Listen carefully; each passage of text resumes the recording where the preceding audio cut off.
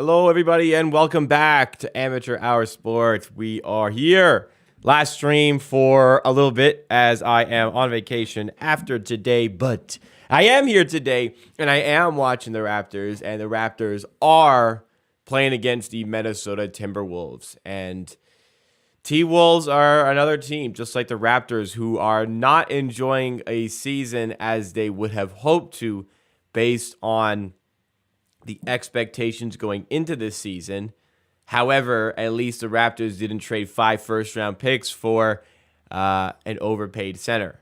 I mean, really good player, overpaid, and probably not worth that.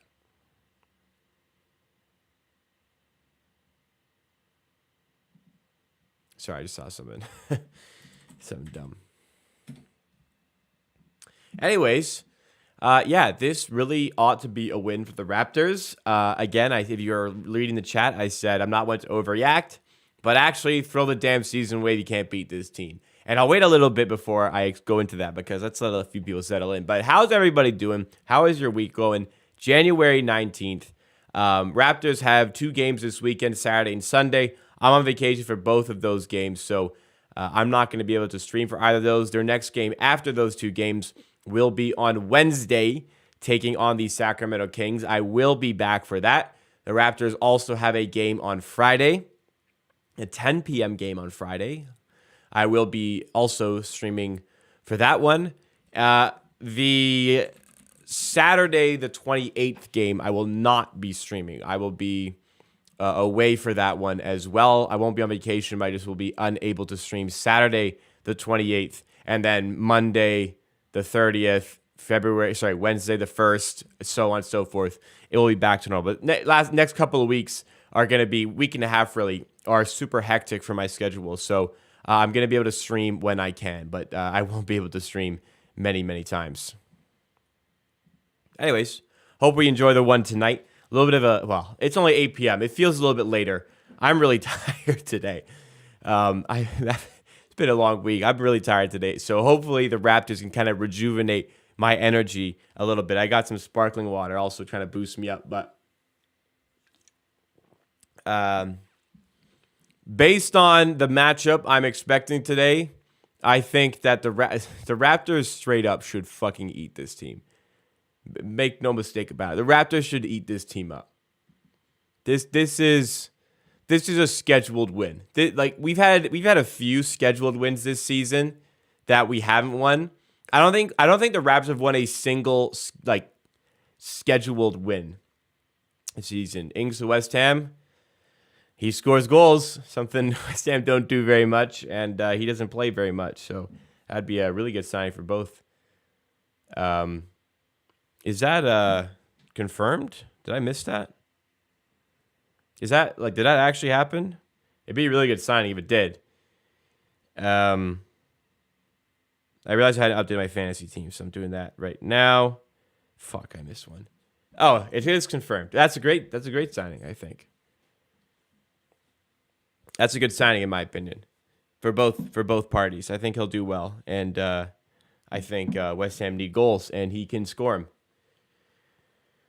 Gobert and Cat are going to go off against us. Well, KW, I got great news for you, buddy.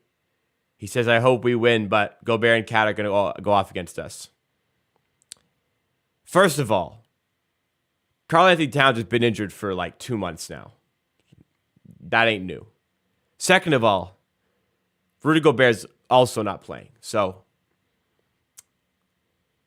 I guess we're going to win because both of them are playing. The Gobert one's forgivable. The Cat, come on, man. That guy's been out for at least a month and a half at this point. Scotty or Pascal for triple-double. We'll see. I just want to win. You guys see that Pascal Siakam interview? He was just like, I just want to win. We just need to win games. These guys are fed up. They want to win basketball games. They've been doing okay, but they gotta do that. Yeah, I saw the Dawson one. Yeah, how weird is that? This guy was starting a Europa League semifinal less than a year ago, and now on his way to Wolves. Kind of crazy. But what's going on? I'll say what's up to everybody out here in the chat. Gregory's here. Quinton Monen's here. Man, go to bed, Quinton. It's late for you. 905 Yada's here. My moderator, Adam Scanlon's here. Jeremy is here. Bunch of amateur Army veterans I just listed there. Other people joining us in the chat. Liam O'Reilly, Hamza Noman, 705 Machine Gun, KW, Tom Graham, Winner One, Sean Webb, Jaden, Sebastian. Thank you guys for joining. Appreciate it. Edgar and Zoom are both better. Oh, for sure. Awesome. That's funny. When does the game start? Scheduled at 8 p.m., so probably 8:07, 8:09 p.m. Who's out for the Timberwolves? Well, two of them that are out are Karl Anthony Towns and Rudy Gobert. Joining them on the sideline, Jordan McLaughlin. Austin Rivers is day-to-day, as is Taurean Prince. I don't know what their status is. Taurean Prince has been doing well. Taurean Prince is in.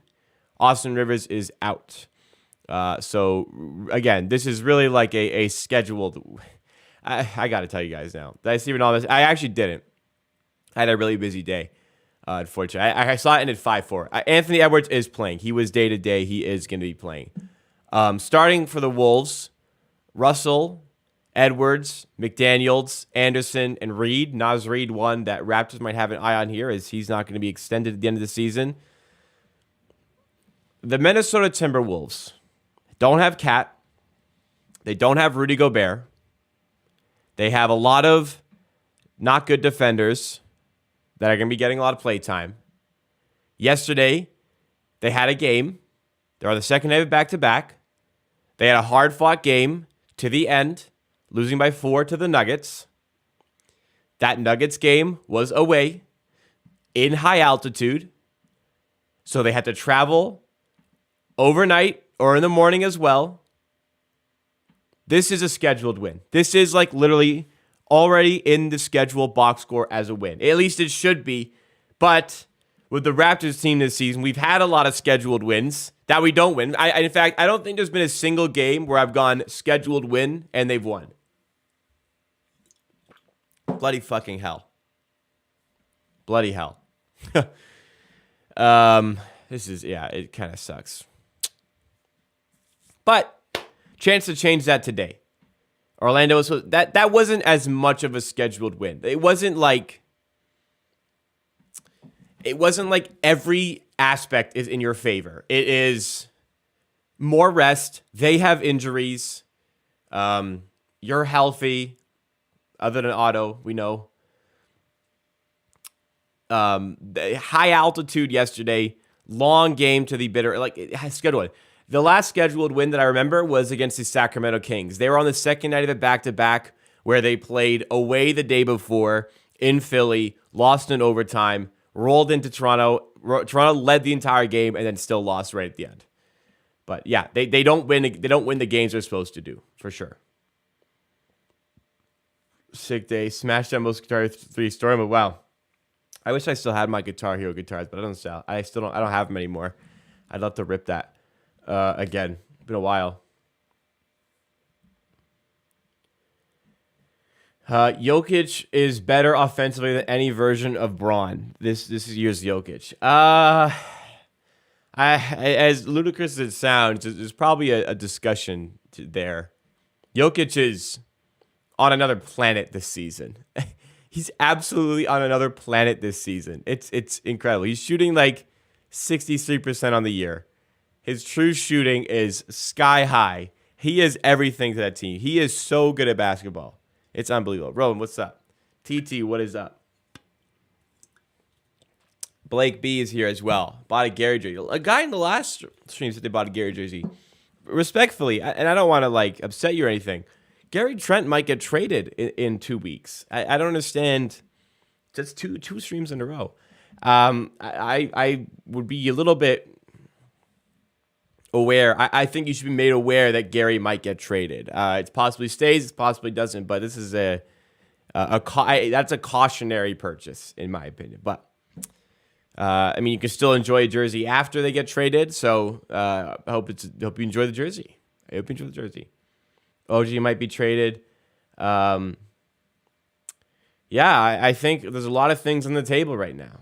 I saw a lot of OG Anunoby trade buzz today.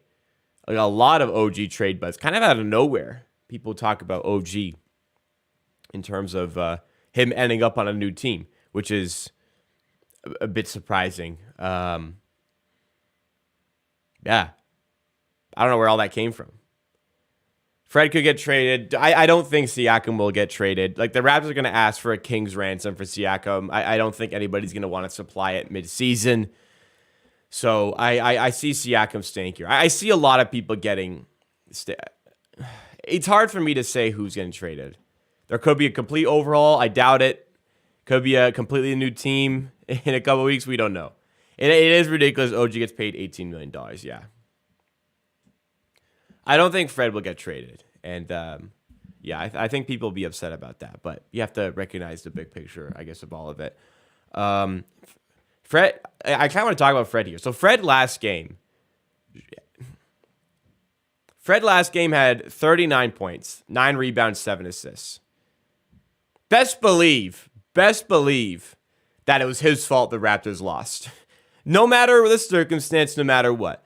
Best believe Fred VanVleet was the reason the Raptors lost. And people pointed to his plus-minus as the problem. Now, I will say, minus 23 doesn't look very good. I think Fred was fine in that game. I think his defense could have been better, but I think he mostly was the product of other people around him playing some very poor defense. But, minus 23 is a thing, but plus-minus isn't everything. This guy shot 15 for 28 with 39 points. That's crazy. That's fucking crazy. He did like everything to help this team win. They would have been fucking blown out if it wasn't for him. First of all, I think what's the bad thing about what's happening with Fred VanVleet right now is that, yes, he's not having a great season overall. He's been quite good the last 2 weeks, but he's not having a great season overall. People are so fixated on him just the way they were about Pascal Siakam a couple seasons ago. It is so fixated on him. Yeah, there are some games where Fred VanVleet, if he shows up, the Raptors win. There's been the last one where I can really say that, maybe go back to that, the Indiana loss, the most recent one. But what people are trying to do right now is that they want to blame the loss on Fred. Regardless of what happens, regardless of anything, they want Fred to be the reason the Raptors lose. So when the Raptors lose, they will hunt down something to hold against him to say, that's the reason we lost, and it's Fred VanVleet. If Fred goes 3 for 12, plus 11, the Raptors lose by 5, Fred will be the problem because he shot 3 of 12. It won't matter that his plus-minus is plus 11, but it won't be his shooting. But then we go to the game against the Bucks where he shoots 15 for 28. 15 for fucking 28. 39 points. But they point to the plus-minus because that is something that you can point out as something that wasn't good from him in that game. It's always going to be something else. It is just blind. It is people that don't want to actually have any sort of critical thoughts and opinions on a game. They just want to say it's VanVleet. They want to, agree with everybody on that. They don't want to actually decipher what really is happening with this Raptors team, which we always try to do on this channel. It's just they want it to be about him. They don't want to have to think hard. They just want to be done with it, blame him, throw it away. Just the way Siakam got treated in that Tampa season. Because Siakam wasn't even that bad in the Tampa season. He was fine. It wasn't his best season, far from it. It was much better the season after, and he's much better this season than last season as well. But that wasn't his best season. But 21 points per game on like 45, 46% shooting, that's nothing to scoff at either. But it seemed like every game was on him. The season was on him. And that's what this season is turning into for Fred VanVleet, which it just doesn't make any sense to me. I don't know why people have turned on him so much. I don't know where this is all coming from, but like fans are trying to run him out of town. I don't think they're going to be successful.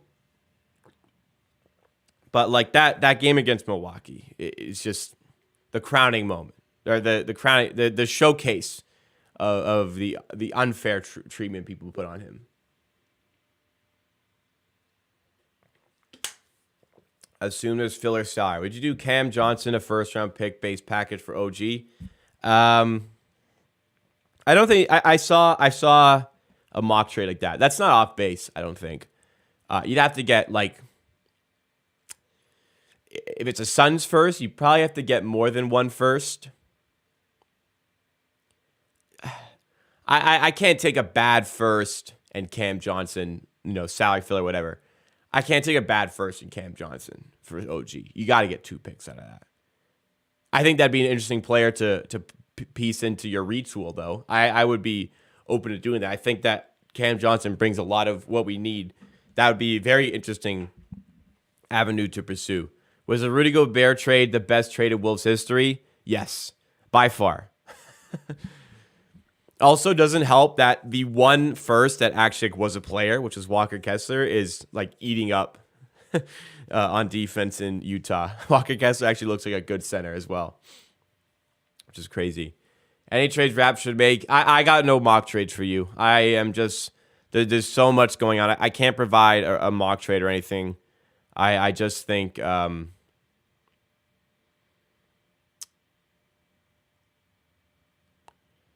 I'm just waiting to see what happens. For Cam Johnson, I wasn't suggesting add him into the retool because he's young. I know how old Cam Johnson is. I was saying in the sense that Cam Johnson is a good 3-point shooter, okay defender, but he's a fifth man. He's a fifth man on offense. He stays out of the way. He plays his role. You don't have to pay him a ton of money. He hits his shots, that type of thing. I think he'd be an interesting player to piece in with the likes of Siakam and Barnes. It did pinch a nerve with me last game, and Phoenix kind of made a point about this. OG's just got to eventually start to play his role. I get he's young and he wants to add in these new things, but straight up, like, how many times have I said, like, the less OG does, the more he does? Because he plays off ball, he takes his threes. Yeah, he gets to the rim sometimes, but man, this guy, I love OG, but he's not a ball handler. He's not a shot creator for himself. So he's got to fit his role a little bit better. He wants to do more. Maybe there's other teams where he can do that. I'd rather he do it here, but I'd rather, he also fit into what this team is trying to do a little bit better. It just seems like there's too many mouths to feed right now.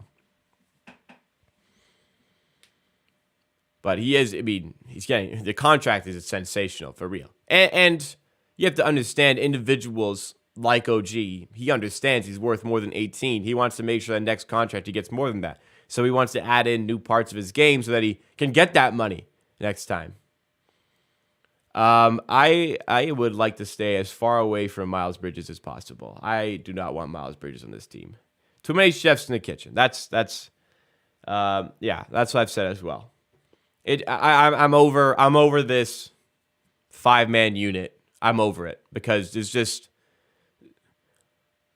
too many guys who need the ball. Guys are going to get upset with their touches. People want to do more. I get it, but welcome to 2023. The best teams, they force feed their best player and let him cook because that's how you win basketball games. That's why we've seen such a scoring surge this year. You factor in giving your best player the ball all the time with the analytical evidence on how to run a good offense. Holy shit, you're getting some ridiculous numbers this season. Supermax to State Penitentiary, for real. For real. Dyson and Murphy as the 2 centerpieces for OG trade. Oh, yeah. Dyson Daniels, I'm all over that. Dyson Daniels looks like a real player, man. I would be all over something like that, for sure. You'd have to get a pick as well. I don't know if you're going to get... Well, I guess they're all Lakers picks, but... Maybe you can get one of the swaps off of New Orleans. Not one of the Lakers picks, but one of the swaps.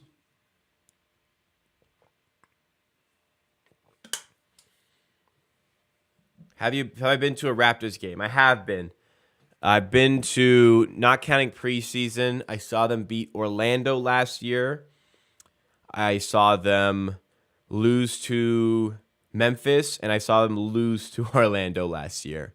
And I saw one like, oh my God, 2009 maybe, 2010. They beat the Wizards. Limit's like 4.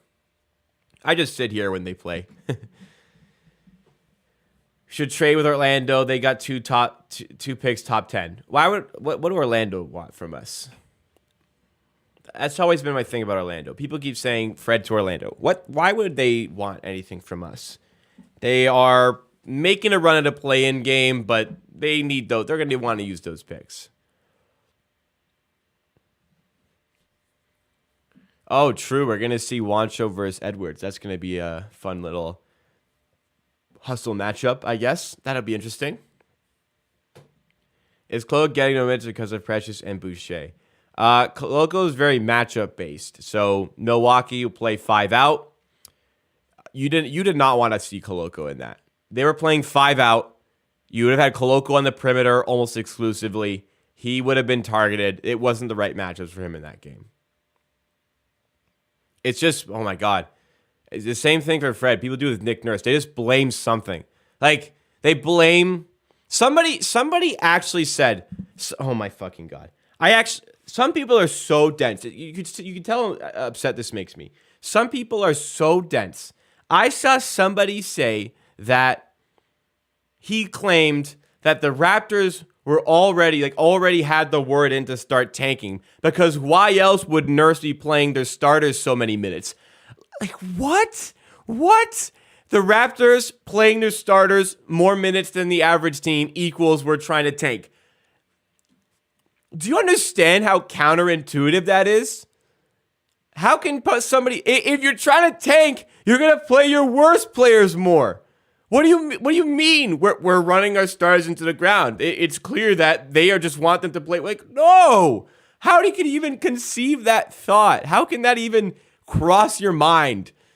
Oh my God.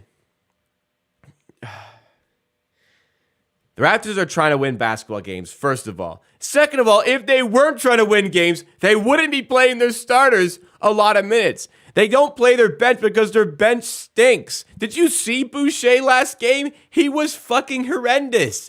That's why they can't go to their bench too much, because their bench isn't good. Wancho's not good enough to play consistent minutes. Neither is Malachi Flynn. Boucher really shouldn't be, but we have to. That's the current state of the team.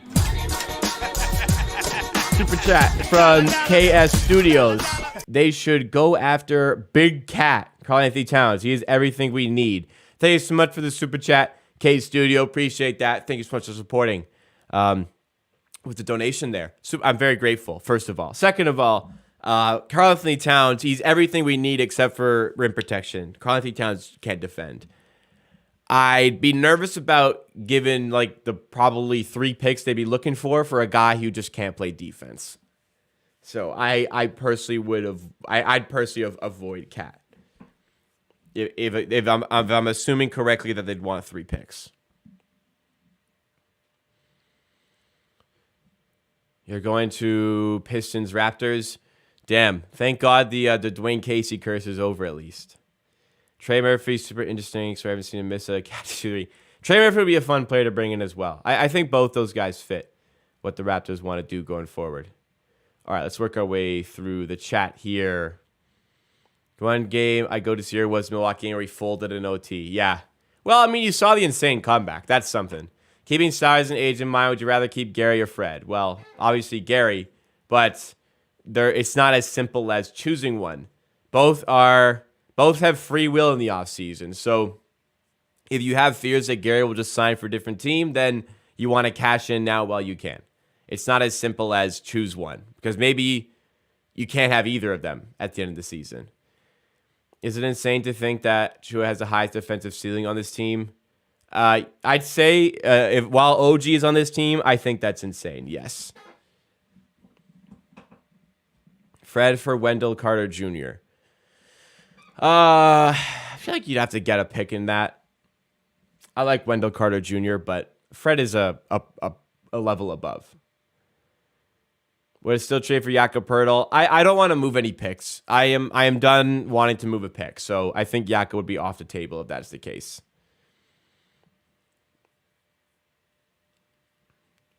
Well, Wendell Carter Jr. plays the 5 for us. I like Wendell Carter Jr., but not for Fred. Wolves ain't training Cat. Well, I don't know, man. They have 2 centers. The 2-center system's not working. If they can fixate on building around Gobert as a center, not building around, but having Gobert as their center, they can collect a lot of picks back and really try to balance the team around Anthony Edwards and Gobert. I don't think it's a bad way of looking at it. I think they get a really good player or package for Cat. I don't think that's out of the realm of possibilities this summer. Boston fans are funny. I saw a tweet that said, hope we get the 1 seed. And Missoula has Pascal play 42 minutes of the All-Star game as retribution to what Nurse did to Kemba and his career. What do you mean ending Kemba's career? With what? That playoff series? Is that what people actually think? Well, I don't know. This is me. When I read that, I hear a Boston fan admitting Siakam is good enough to be an All-Star, and I think that's crazy. I don't think the Raptors will be a play-in team no matter what. I don't think Masai has any interest in that spot.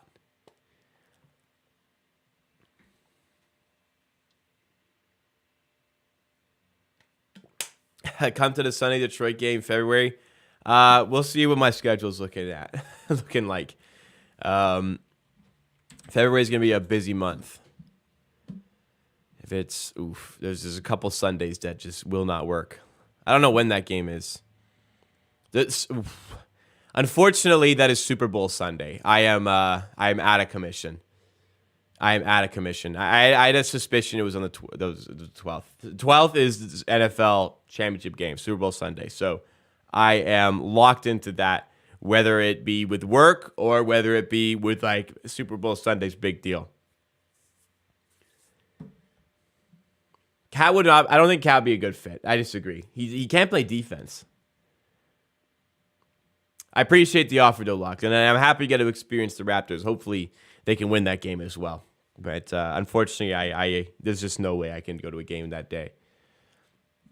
The only deal I'll do with the Magic if I were going to trade Fred would be for Cole Anthony, Mo Bamba, Gary Harris. I mean, I don't have a lot of interest in Gary Harris or Mo Bamba right now. Gary Harris, I want younger guys. Cole Anthony, he is a younger guy. I don't see a ton of upside in Cole Anthony. I think he's going to be... He's always going to be, like, to me, an 8 to 12 guy in the rotation. Smaller, not a great defender, volume shooter. How he gets his points. I'm not, like, super into that one. Naz Reid would be... I advocate for a Naz Reid trade. Especially the Timberwolves don't want to extend him. Maybe can get him a little bit cheaper. That would be one for me. Oh, Nurse played Kemba 45 minutes the All-Star game. I actually didn't know that. That's kind of funny. Nick Nurse, man. It was one game. It was one game. Come on, it was one game. Oh, Gary Harris and one of those two picks. I'll if I can get Orlando's first, that's intriguing. I don't know why they'd be so interested in Fred. I still don't understand why Orlando would have an interest in Fred VanVleet.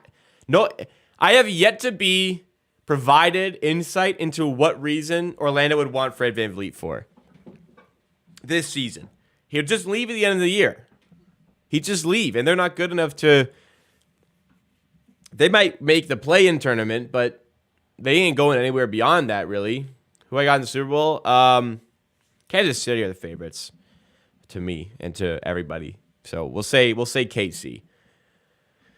I think KC should comfortably beat the Jags. Buffalo, since is going to be a great game, but I think Bengals have some injuries that are key. Buffalo, I don't think Buffalo just have enough to take down KC. I mean, they have enough, but I think there's a lot of wild cards in the Bills, whereas KC are just a well-oiled machine that keeps on chugging along. I am also happy we did not trade for Rudy Gobert. I said all summer, don't fucking trade for Gobert. Thank goodness we didn't. Yeah. 3 games are down. That's awesome. I hope. I hope you have a good trip here. I'm not sure I'll be able to come out to any games, but I hope you definitely enjoy your stay in the 6 and at the games. Hopefully they're somewhat meaningful in the slightest for the Raptors. Hopefully it's not tanking games. Ooh, that's right by the deadline. You could see there could be some fireworks going off in Toronto while you're here. You could see the first game for a brand new player, actually, while you're here. That would be super dope. So hope for this season, the upcoming road trip will run underground. Yeah, I'm in the same boat. I think Cole Anthony could potentially be a good 6-man scorer. Saying, I I see the appeal, like the archetype there. I just think there's a distinct lack of ability there. He's a fine, he's a fine player, but I don't think that's the guy you want coming off your bench 6 minutes into the game. I just think there's better fits out there. Yeah, if he's thrown in, sure, as a role for him. Raptors could really use a backup guard, so he'd look good for us. But long term, I just don't see much upside in Cole Anthony, to be honest. Who's winning tonight? Should be the Raptors. We will see, though. The nurse thing is still like who on the bench is not playing enough? Who is actually not playing enough on the bench? Because Achua been great lately. Keep giving him his minutes. He's been getting his minutes. Boucher is. There's some games where you go, wow, like he's pretty good. And there's a lot of games where you go, this guy sucks, type thing. That's good. Excellent. I didn't bet it, but good for you, man. Big money.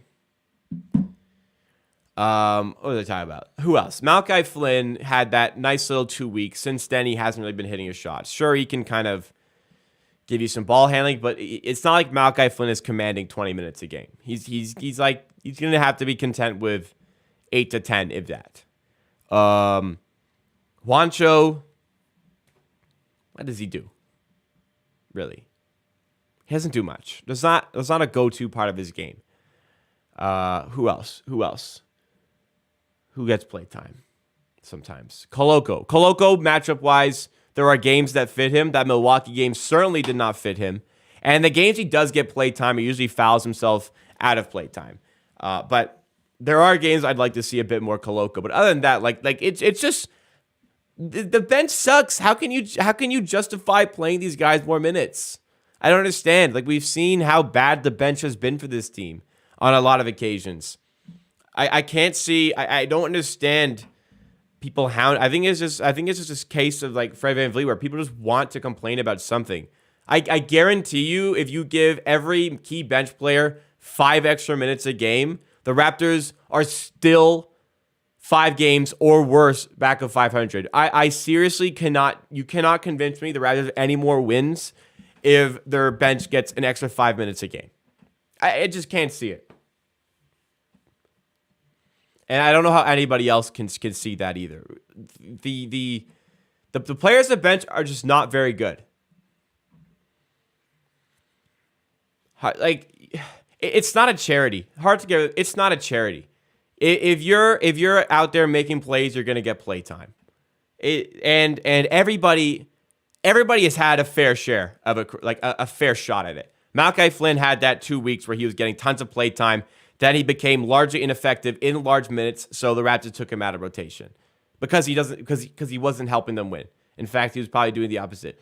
Boucher has had loads of opportunities to get tons of minutes. Juancho has started tons of games this season. Koloko has gotten tons of minutes this season. Like, we really have an understanding of who these players are at this point. There's no surprises coming off the bench right now. We know who they are. We know what they can do. Another guy is like Thad. Thad is a player that I feel like doesn't get enough playtime. I think there's more of a spot for him, but when he does play, he plays the center. Teams kind of figured him out, started to overrun him. That's that's one guy I'd say I'd like to see a bit more of, and I think there's a reason for that. But everybody else, we have really seen them. Malcolm went 1 for 17 on 3. It was something like that. I forgot about it, but yeah. There isn't a single guy who hasn't gotten a fair shot to get playtime. And at the end of the day, we can't hold out like 20 minutes a game for these guys hoping they get in rhythm, because there hasn't been any indication from them that they are able to do that with any consistency whatsoever. So it still is confusing. Who are you actually playing? Everybody says play the bench, but who are you actually going to play more from those guys? Because I got nobody. The new, I saw the LAFC to BMO Financial Field. They're cheating on us a little bit. BMO. That's why the bench doesn't play. It's not because Nurse isn't doesn't want to. Well, it is because Nurse doesn't want to play him. But he doesn't want to play them because they fucking suck. They suck, dude. Players get better as time goes by. Like, they've all played. They've all played. Some of it can be on Nurse, sure. Maybe somewhere as a coach he doesn't instill confidence in them in their roles. I just think the bench sucks. I can't defend them. I think the bench sucks. I think the front office hasn't given the Raptors enough bench pieces to work with, and I think these guys name an NBA team ahead of the Raptors in the standings that uses Malachi Flynn consistently off their bench.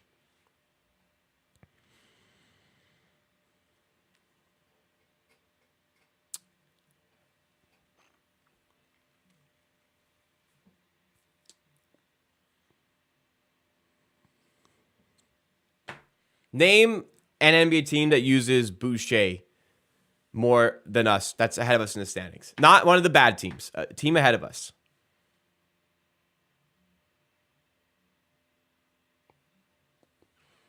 Maybe the Suns. Maybe the Suns.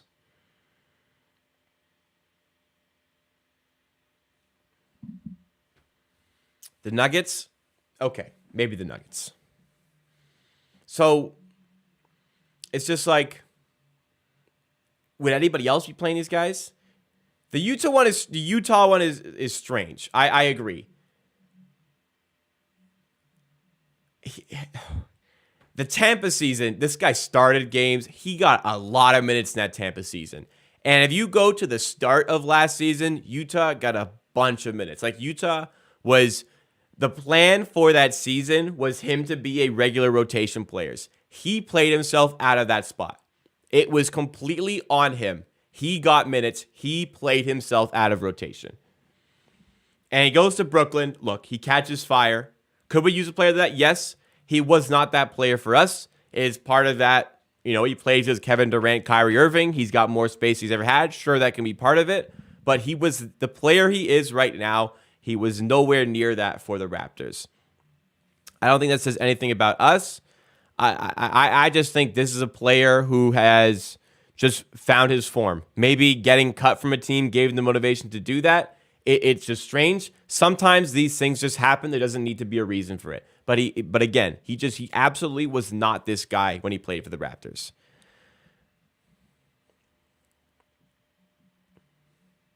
All right.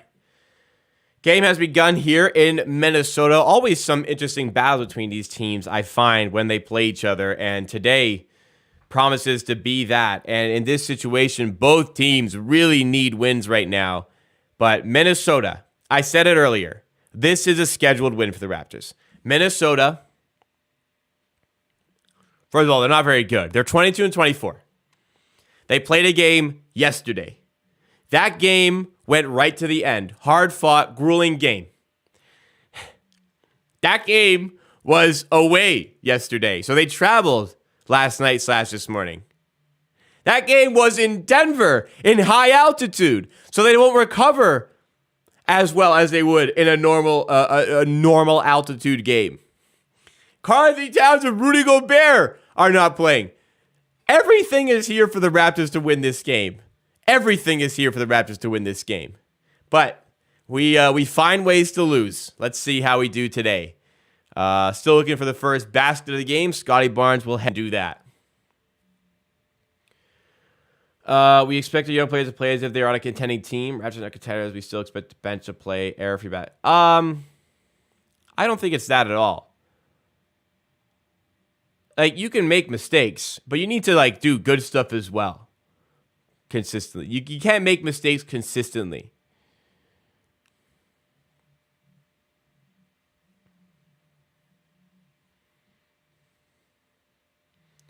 You think Bucks are favored to win it all? I still favor Boston, but I think it's close between there. I am watching on Sportsnet.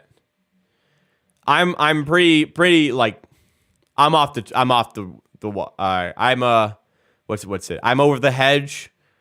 We'll say if they lose this game, Raptors lose this, I'm finished. I am deceased. McDaniels for 3 gives the T-Wolves a lead here. Early in the game, 3-2. Van Vliet out to out to Siakam. Now Barnes. He gets it out to Gary Trent, who pulls up for 3 over Russell and can't connect.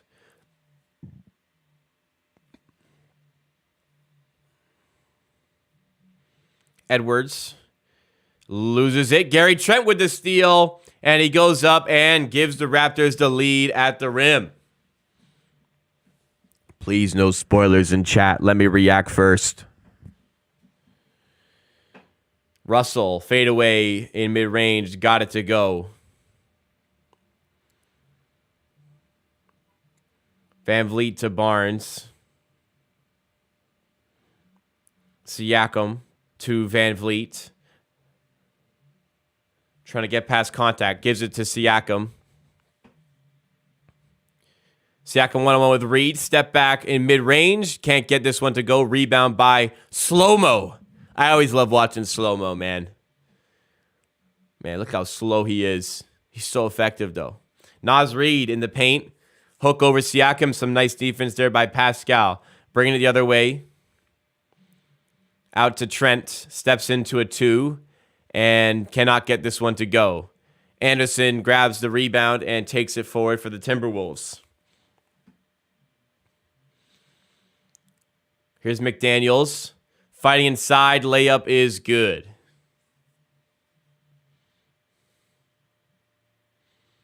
Five out. Complete stationary. No cutters. Yeah. That's how we play, man. OG for 3. Off the mark. And Anderson flings it forward to Edwards. Took a few steps to gather. Edwards for 3. Rims out. Tough.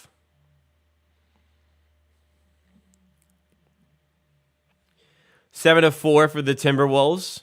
Raptors looking to respond here. Van Vliet. Nice feed to Barnes inside. And can't connect. That's a great pass by Van Vliet. Edwards fighting to the rim and cannot score past Freddie. Siakam quickly forward to Trent, who fights his way to the rim and is fouled. So I saw a lot of people on that Bucks game too. I've already talked about how people are looking for ways to blame Van Vliet.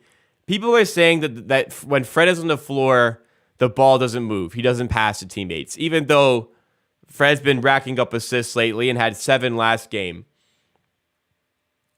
Who are we really thinking is the one moving the ball on offense? Because first of all you got to do is watch the game to see how involved Fred. How involved Fred gets the teammates. He's a good player. Good players also sometimes create their own shot. And when you shoot 15 for 28, I'm probably going to go to you a lot because you're scoring a lot. But Fred's passing metrics are showcase that he is the most frequent passer on the team. Now, that's because he gets the ball the most. That's because also he's one of the best passers on the team.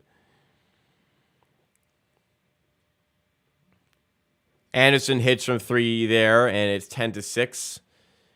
If Nick Nurse management odds, I feel like they might be in because Nurse can't be happy with the players he's been given here. Van Vliet inside to Barnes. Going to the rim, fouled, and we'll head to the line.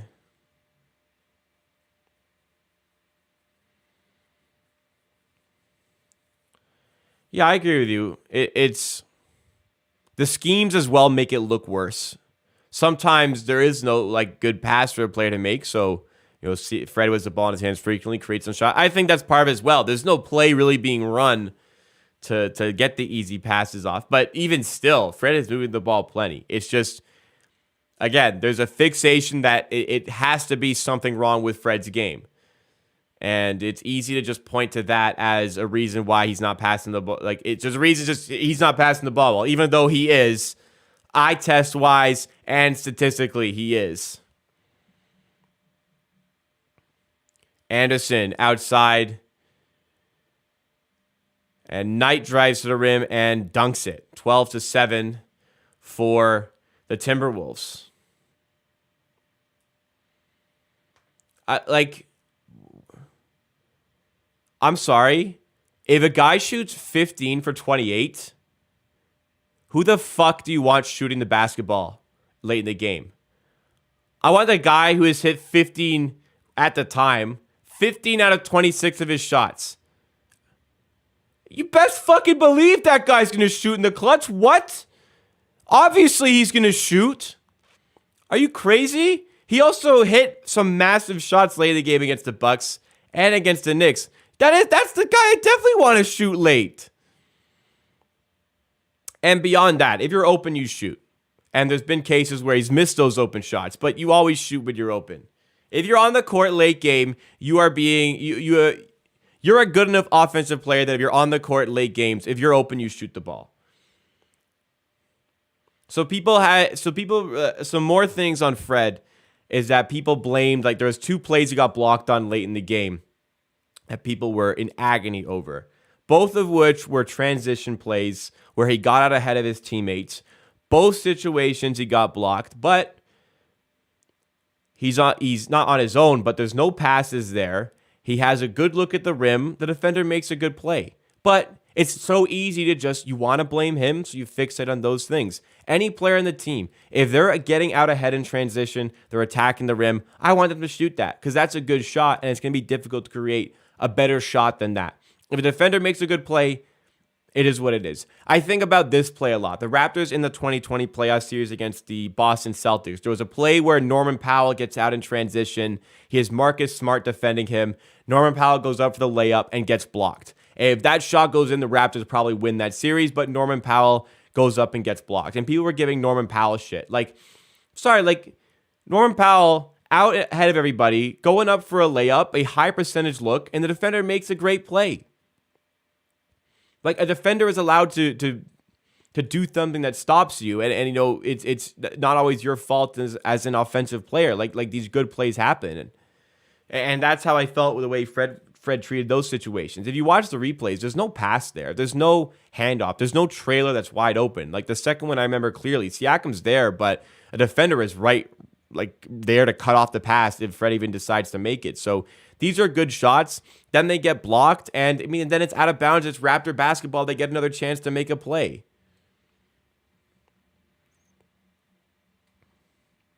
Norman Powell can't not take that layup. That's crazy. Fred VanVleet can't not take that layup, but it's just easy to say his fault because of that.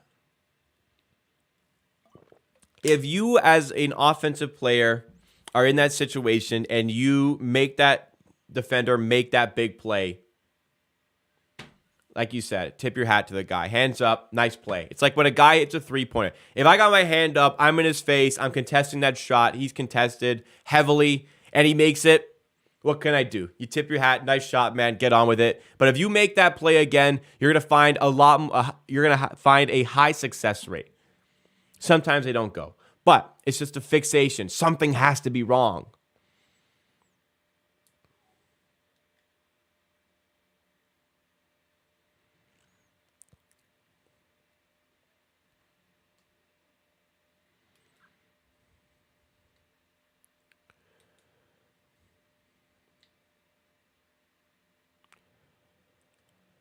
All right, back out of the timeout. Fred missed jumper there. That was a bad shot. Corner for Russell, and it rims out for the 3. Rebound by Barnes.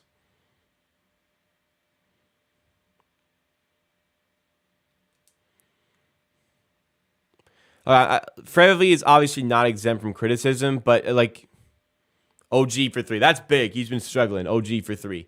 Fred is not exempt from criticism. In fact, he deserves a lot of it, but let's be realistic about it as well. That's what I'm trying to say. I'm not saying he doesn't deserve criticism, because there were some defensive breakdowns in that game from him, albeit against the way Jrue Holiday played. But be fair about it. Did Siakam deserve criticism for some of his games in the Tampa season? For sure. But it went too far. And that's the way it's going this year as well.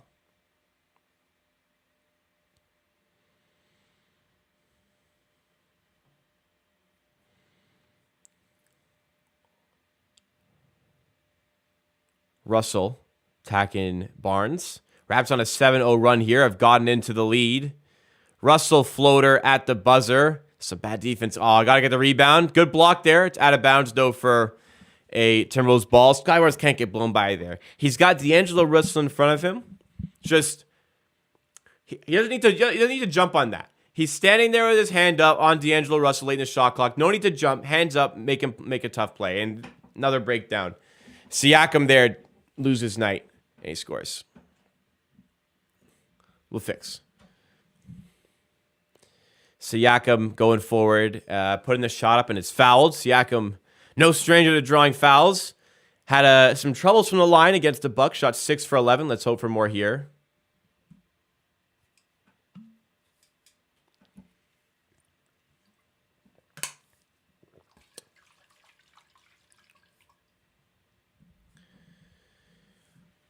The defense, I would say, is a concern. And for Nurse, who is like a defense-first type of coach, yeah, I think it should absolutely be better.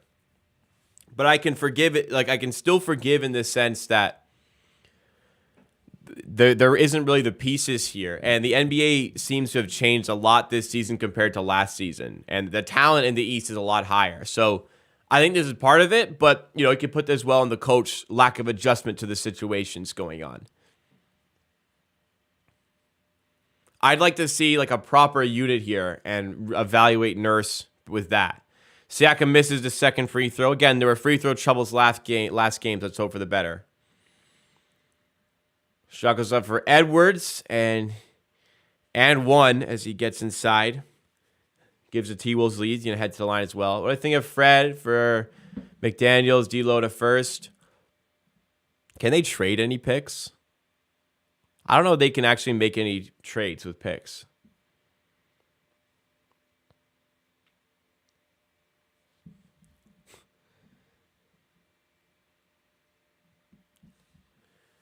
There's this subsection of perhaps QW's OG as DPO. I just find insane. He was on pace. He fell off. Like, people had an issue with Fred's defense last game. I don't know. OG didn't look great out there. Guys are allowed to have bad games. I think that DPOY campaign fell off. I think OG's level has fallen off a little bit. He's still an outstanding defender. But as far as the top one in the league, top 3 in the league, it's not quite there anymore. And the team has fallen off. So that you struggle to get in those conversations when your team defense is so bad as well. Edwards to the rim. This one rims out. They've had a lot of shots just falling out. In transition, tipped away by Prince. Raptors will have the basketball. Yeah, Jaren Jackson, Bam, AD. The way Lopez is playing this season, the way Claxton is playing this season. But on-ball perimeter defenders, there ain't many like him, if any. Van Vliet for 3, and got it to go. Nothing but net for Fred. Raptors back in the lead, up 18-17.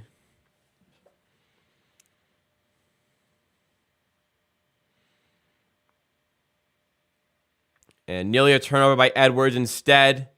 Another chance for the T-Wolves who restore the lead, up 19-17.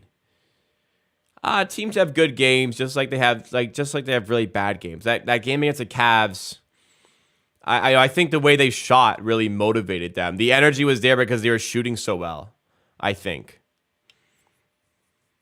And just some games sometimes you have a really good game. 20-19. Prince is fouled. He just he just barges into a guy there. How's that a foul? Sure. As far as defending the 1 through 5, yeah, there's not many that do it like OG, for real. No, he's a top 10 defender in the league, in my opinion. Like, defense isn't just blocks in the paint, like rim protection. Like, what he does is sensational. But I just don't think he's been on the level of like a Jaren Jackson Jr. this season, or Brook Lopez, or Nick Claxton, the way Claxton's been playing. Siakam down low with Prince defending. Raptors up by 1.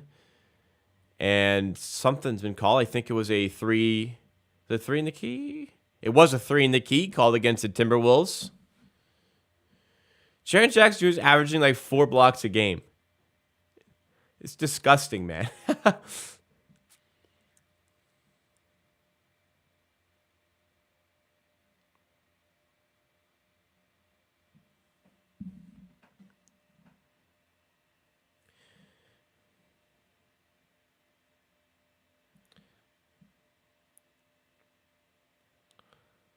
Mitch Marner goal.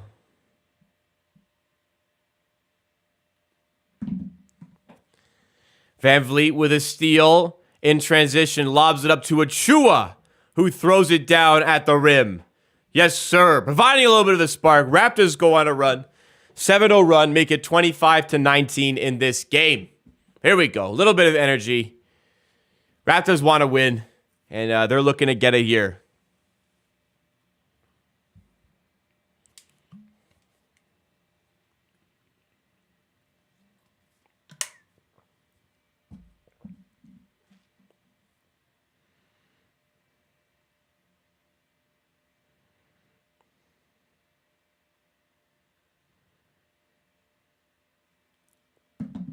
Yeah, I saw the Marner thing. That's an annoying one, isn't it? Yeah, I was respectful. OG standing up his team. Oh my god, I saw the I actually wanted to throw my phone when I saw this on Twitter.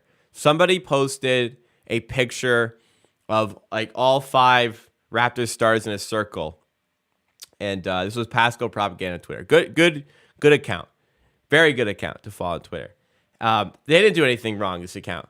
And it said, draw a line that shows which players don't like which players. I don't know if the account was insinuating that there's beef in the team, and everybody got into like conspiracy theory mode and was doing all this like are we fucking 12? Like, first of all, it does not appear that there is any beef whatsoever within this team, by the way.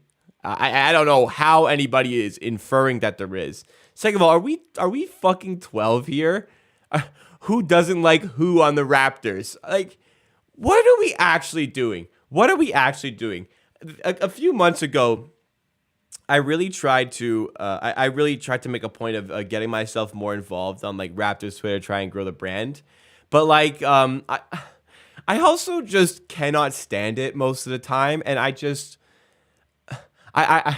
try to get it, but then I see it, and you know, I feel like Childish Gambino in Community walking into Donald Glover walking into that scene in Community with the pizzas and everything's on fire.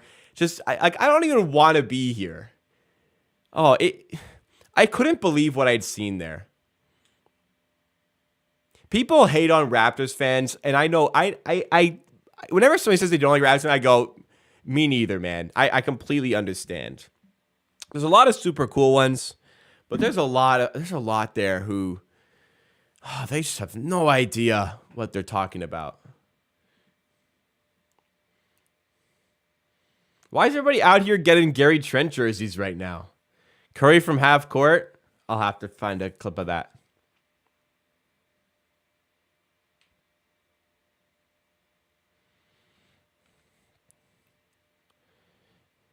Anderson at the rim, fouled by Juancho, and he will head to the line here for a potential 3-point play.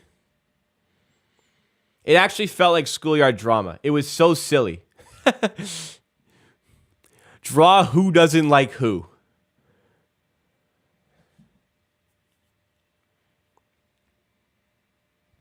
Like, because these guys aren't hugging and everything, we think there's issues. I think people just need to come to the realization that like you can just be in a bad stretch. You can just not be a very good team. There doesn't need to be some underlying secret reason to why things are not going well. I sometimes your team just isn't that good. D'Lo outside. What strange pass there. Timberwolves trying to work the ball around for a good look. It's tipped out of bounds. Nice deflection. And I don't know, just go. But could it go actually one of the worst trades in history? Sure. I mean, jury's still out. There's still a long time to evaluate the how good that trade is. So far, not good though, for sure. Noel to Knight inside. He's blocked by Achua. Anderson gets the rebound and puts it in. That's just unlucky. That's just unlucky.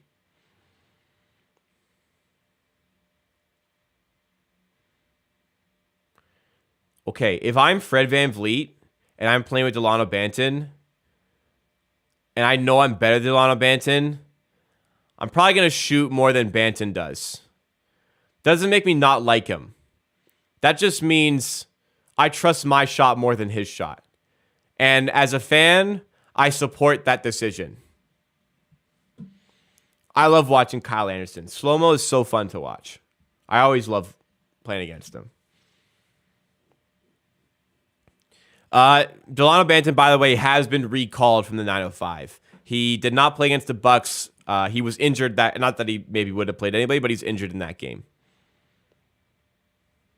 Siakam, fadeaway, no good. Achua with the rebound, going up strong, missing but getting fouled. The thing about Banton as well, he had an outstanding season last year, the 905, and he was getting minutes started seeing the Raptors. He's just still not affecting the games enough. There was that one away game at the Pistons where he was outstanding, of course, but he's still just not affecting games enough.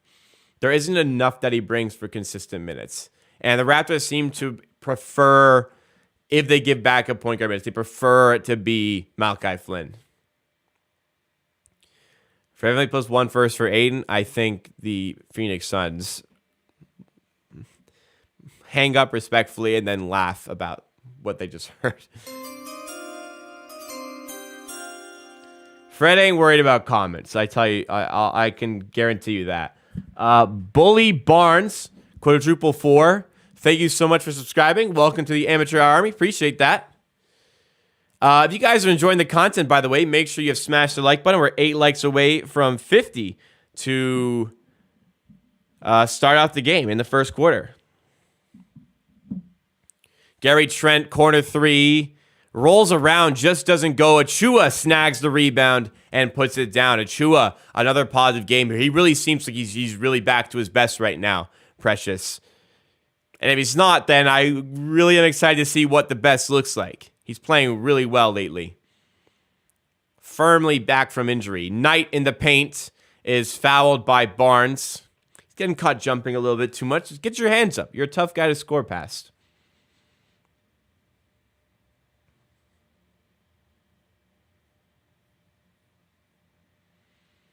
Yeah, Delano's too good for the G League. Then he comes to the NBA and you go, this guy's a G Leaguer. His game just doesn't translate very well right now. I've made a lot of videos talking about it.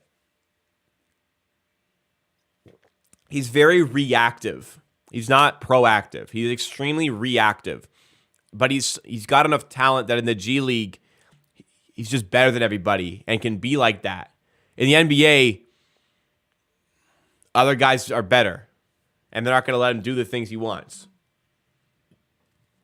But he doesn't react well in those situations. Achua to Fred. Oh, Fred knocking down the 3. How about that? Fred starting off another solid performance here.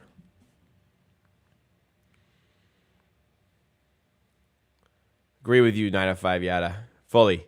Rebound there by Knight, who scores. Got to be better on the glass, man. How is he unopposed getting that?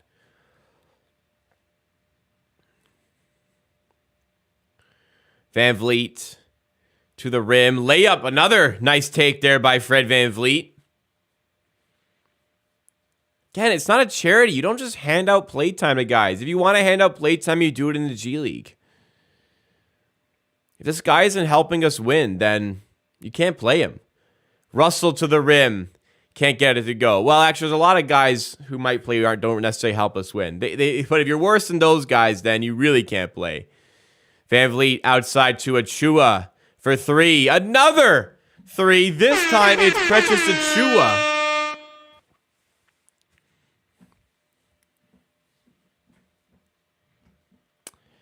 He is more impactful than I thought. Start of the season was a bit of a disaster, but he looks back to what I would consider normal with the way he's playing lately. Juancho gets the steal. Bro, past that. Gives it to Gary.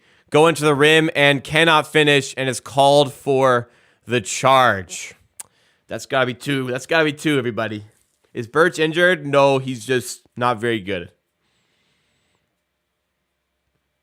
Do I think Flynn deserves more minutes? Let me ask you. Do you think Flynn deserves more minutes? Prince steps into a three at the buzzer. Cannot connect. And the Raptors, okay. A big offensive showcase. 37-31 here. 3 balls falling. They're getting to the rim well. A lot of things going well for Toronto. Let's clean up the rebounding. Let's clean up like the late in the shot clock plays. Really dial in there. And this is a winnable game for the Raptors. Siakam's making an all-star team. Would he be? I would imagine he would be. Yeah, Kurt. I don't think that will happen, though. I think the other way. I think he'll make all-star. I don't think he'll make all-NBA. What does Malachi Flynn do that would, like, pressure you into playing him more? Genuine question. Because, like, I see a guy who's unreliable jump shot, doesn't really have any reliable way to score other than that. Not a great defender. Small.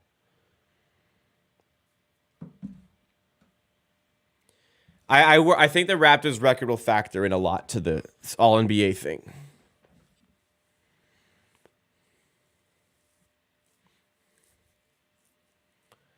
Malachi's a good passer. Like, he's decent. There's other guys who can pass the ball and do more. Hands ball better than Fred. Strongly disagree, but okay. Down intriguing. That's a guy I will say you haven't seen enough of to have a strong opinion. How did I build up such a good t-shirt collection? I'm glad you like my t-shirts. I guess this one was a gift. I don't know. I guess I like t-shirts. Patience, I suppose.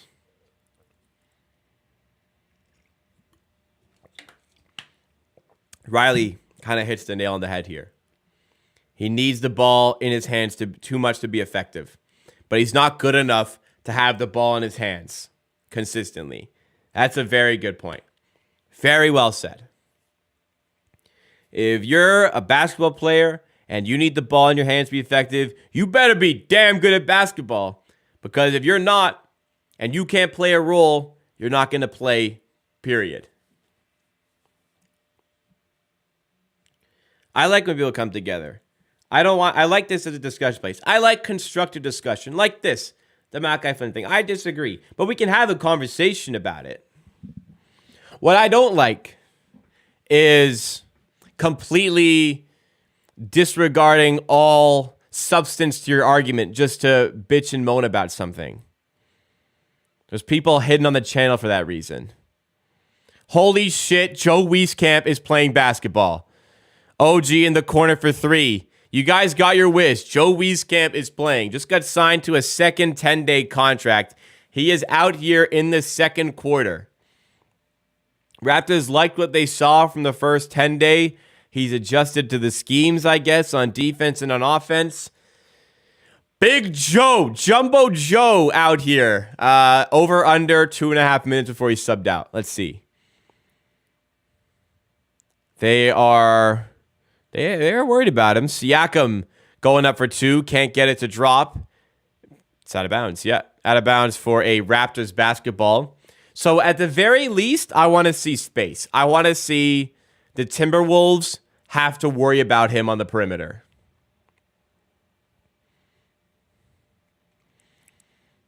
McDaniel's coming in for the Wolves now. They're taking out Reed. So they're going small here. They're going smaller. Focus on the perimeter right now as the Raptors bring on a shooter. OG briefly loses it, regains control, and then throws it away. OG handling is sometimes tough to watch. Prince in the other direction scores at the rim.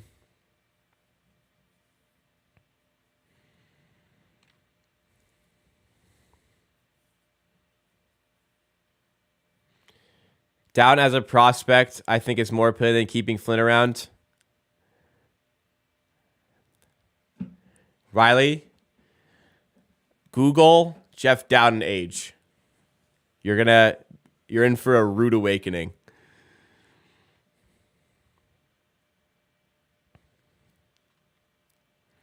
Siakam attacking inside. Nice feed to Barnes as he draws the help defender. Really good connection there.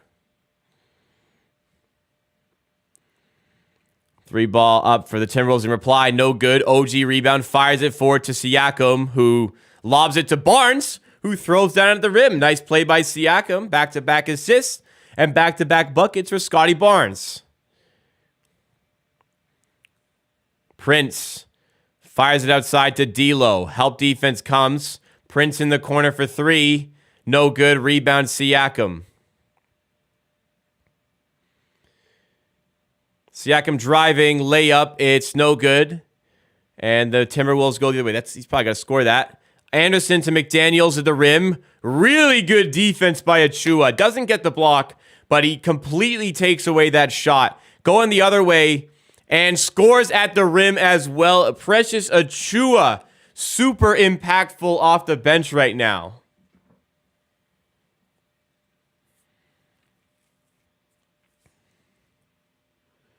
Outside, D'Angelo Russell for 3. Way off, got a rebound, and Achua with another defensive stand. But the Raptors get caught going the other way. But they don't make us pay. Here's OG inside, and it's almost turnover again. Man, OG's hands. My man's 25. Looks fresh in college. Yeah, that's Jeff Dowden's not young. I thought he was actually 26, but he ain't young. That's the thing.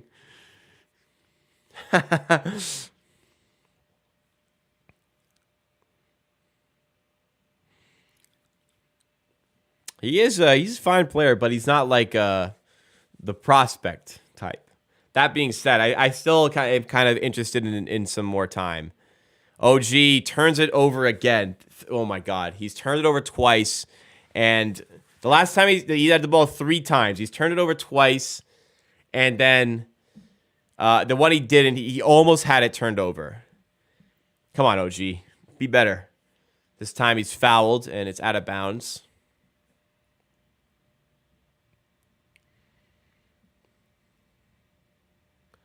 Bro, I don't care if we're playing an actual G League team. I just want to see this team win a fucking basketball game. Is that hurt? No, he's just not getting play time. He's a guy. Now, there's a guy I think might get some minutes. Oh, well, Thaddeus Young's in. Here you go. Nurse going to the bench early and often. Has Wieskamp touched the ball yet? Thaddeus Young backing down Edwards, going with the left. That's just fundamentals, baby. That's just fundamentals, lil bro. You better know about Thaddeus Young. The problem is Thad has to play as a center. So he only plays center. So if you're using Thad, you can't be playing an actual big because he'll get wrecked.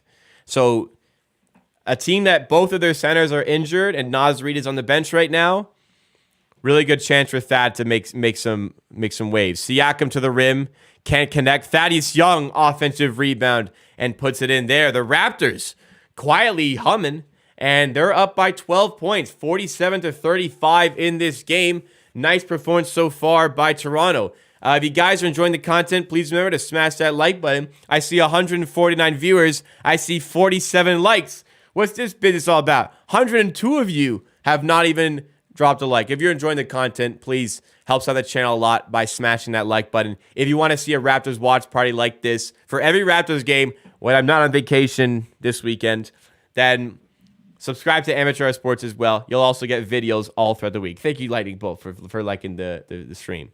This is why people do it. They have to remind you because sometimes you forget. But I am away this weekend, so no stream Saturday, Sunday. Back for the Wednesday and Friday stream. And then Saturday I'm away again, then back to normal. I do every game, pretty much. Fred VanVleet. We have not done a box score check yet, so why don't we go ahead and do that? 1 sec. Let me pull up. He has at least 8 from the first quarter. Why not 10? He has 9. Why not 10? He's missed 1 shot. Why is he... Bro. He's 3 for 4 with 9 points. I mean, he could be 4 for 4. He's plus 6. I mean, that could be higher. Why is he not plus 12 like OG? He's playing well. 4 assists? Man, he's got to pass it more. He's 9 points, leading the team. 4 assists, leading the team with Siakam. He's got to move the ball more. He can't shoot this much. If he was passing more, it'd be up by 20. Siakam, not his night again. Well, actually, last game was his night. He was really good. Not his night so far tonight. 2 for 8, 5 points, 5 assists. Sorry, 5 points, 4 assists, 5 rebounds. Further down, OG's 1 for 3. He's really struggled the last few games, so good to see at least one of the shots has fallen early in this one. Barnes, 2 for 3, a couple of good assists from Siakam in the process. He's up to 7 points. Gary Trent just been not casually. What's a straight word? He's just been solid lately and consistent, up to 8 points here. Achua, I think, has been the star of the show, though. 9 points, 4 for 5 from the field. He's looking really good on both ends of the court. He's got 2 blocks as well. Raptors have 5 blocks in this game, including a cheeky block from Fred VanVleet. But Achua's looked excellent at both ends. He's looked like exactly what we need him to be since coming back from injury. A very welcome sight.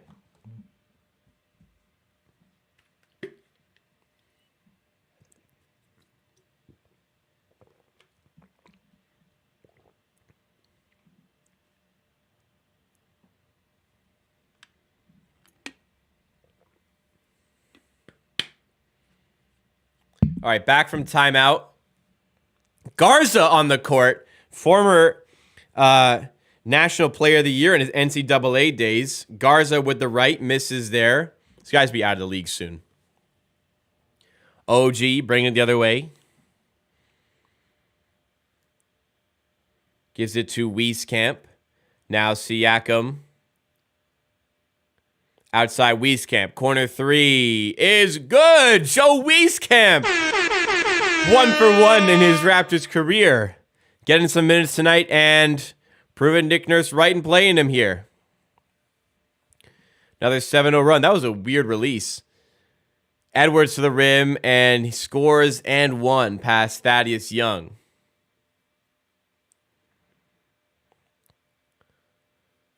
Edwards looking to get the Timberwolves started with a comeback here as the Raps have jumped out to a lead.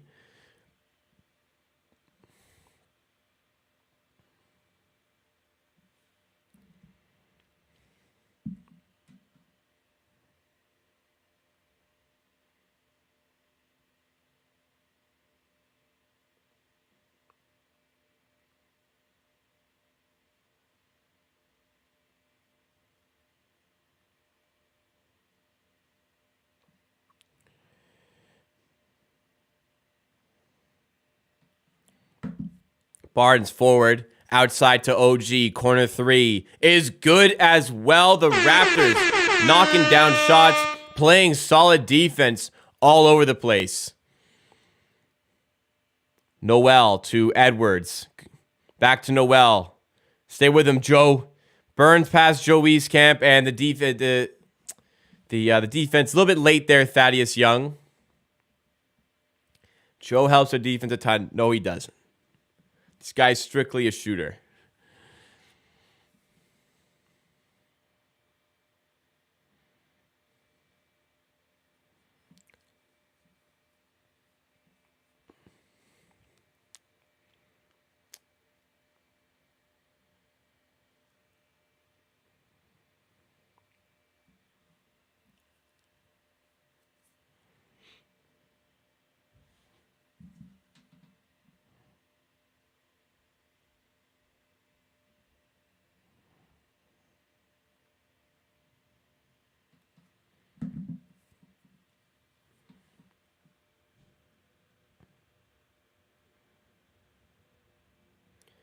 All right, Noel at the line, hits both free throws.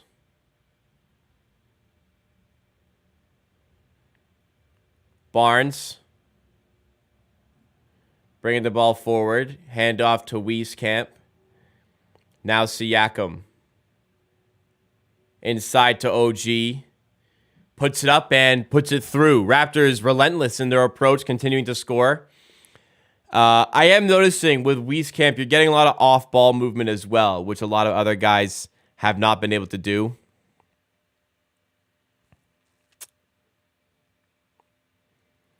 Wieskamp forward, and he's blocked at the rim. Got to take that. So, Joe Wieskamp, the golden child, blocked at the rim. A shot that he has to take 10 out of 10 times. If that was a different player, Wieskamp in the corner now, hits the three. Another three drops for Wieskamp. Wieskamp has to go up and make the defender make a play. If that's Fred, then people are livid. Edwards for three. Please stop spoiling in chat. Anybody who spoils in chat, I will begin to time people out. Stop spoiling in chat. There's been multiple warnings now. Wieskamp stripped as he's going up to the rim. Noel all the way to the other rim, past Thaddeus Young and scores. That has not been great on defense. OG fighting his way inside and a blocking foul by Taurean Prince.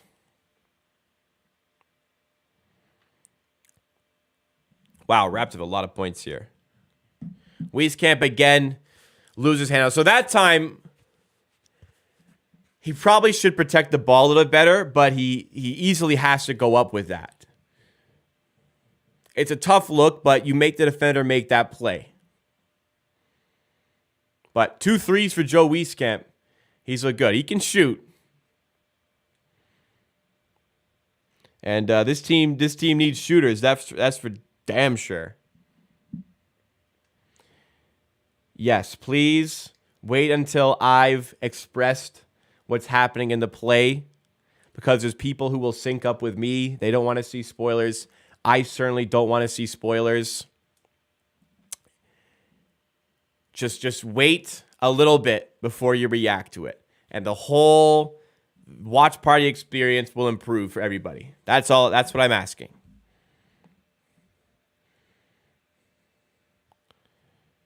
Pre-half 100 likes. If you're enjoying, drop a like. Anderson gets it to go with the right.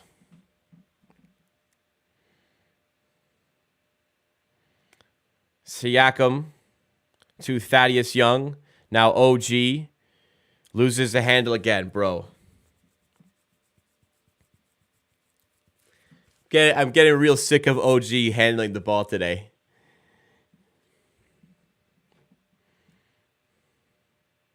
Why would Fred do this? Here's Fred, mid-range. Oh, made it. Fred, mid-range. Nice bucket. He's up to 11 points in the game.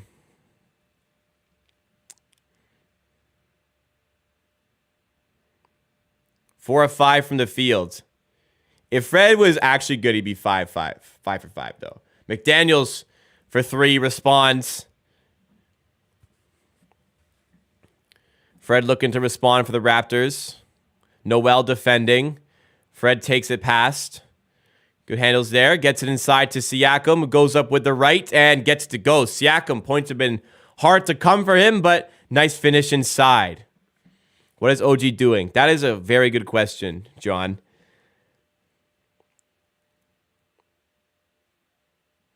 Garza at the rim finishes. I've not been a fan of the Thaddeus Young minutes here on defense.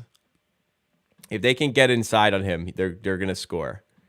And a timeout has been called. I hope this is addressed. We're playing zone. If we're going to go zone, which we kind of are right now, then this is an area where I would 100% be going to Koloko at the big spot. Because they have Thad there right now. He's struggling to stop guys at the rim. He's fouled a couple times. Why not get... This is a game where I agree. Why not get Koloko in? OG's a good player. Less is more, though. Less is more. Less is more. Get in the corner. Get on the outside. Move on the outside. Get your buckets. Or get downhill, fight your way to the rim. But he's just not that good of a ball handler. Like, it's nothing disrespectful. We're just acknowledging the type of player that he is. He's not the type of player that creates for himself in mid-range. He's just not that guy. So stick to what is really good about your game.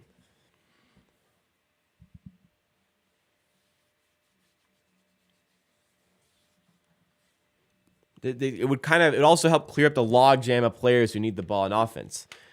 We finally seen Wee's camp today. It's been good to see.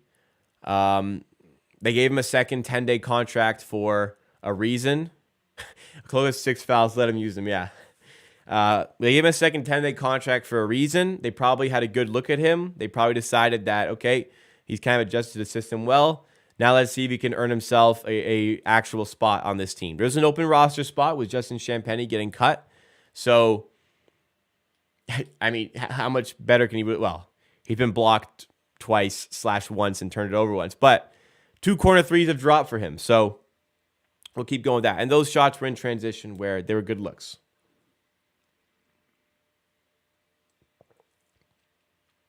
I agree with you, Phoenix. I agree with you.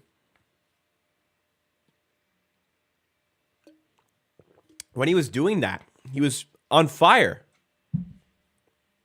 When OG was attacking the rim, straight line, and focusing on his threes, he was outstanding. I also don't think they should have cut Champagnie. I made a video about it too. Did I see the FIFA Team of the Year? Yeah, I did. First of all, Van Dijk. What? He's barely been good in the last 12 months, let alone Team of the Year. Bellingham, like, okay, good player, but Bellingham? Those are the two eye openers. Will Lou was the one who said that during shooting around, OG was practicing his handle with 2 balls and the ball was going all over the place above his shoulder. It's bad. He's just not that type of player. That's not slanderous to say. Militao also was a strange one, yeah. Van Vliet is fouled on the outside. I can just hear people yelling at their TV when Fred Van Vliet just does anything.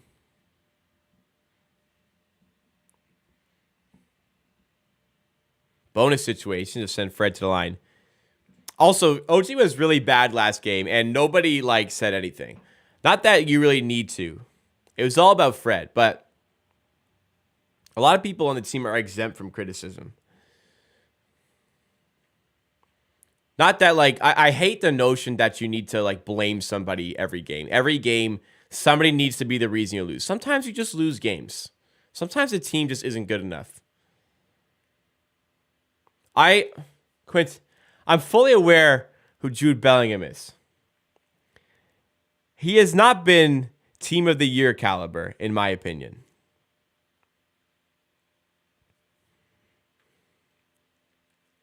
He's a phenomenal player. He is not a top 3 central midfielder in the world, though, in my opinion.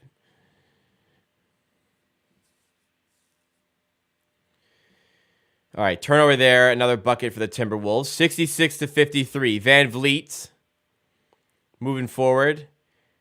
These voting processes, the Team of the Year voting process fixed in the World Cups, yes. And it's...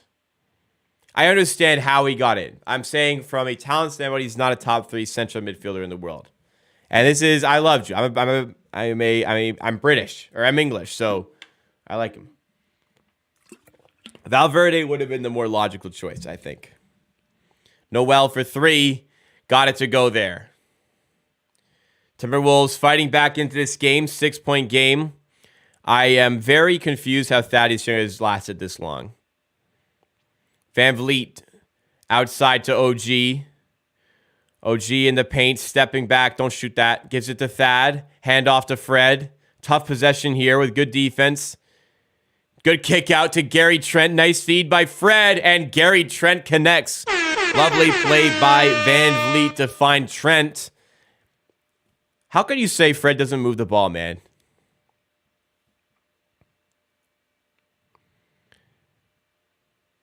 That was a great set. Not a great set, but that was a great recovery there. He's selfish, I know. He is doing so much from a creation standpoint.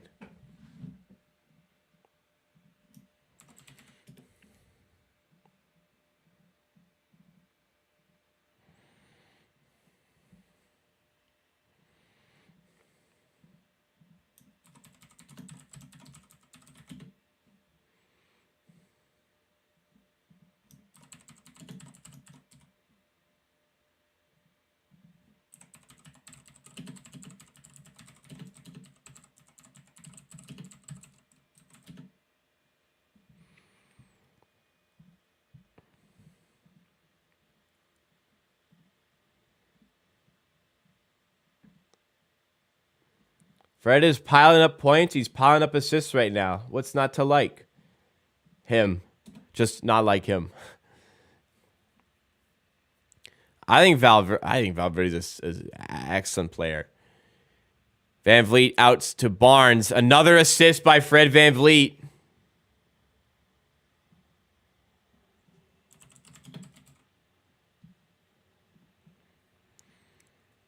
Edwards to the rim, responds. Raptors up by 12, 1:39 to go in this game.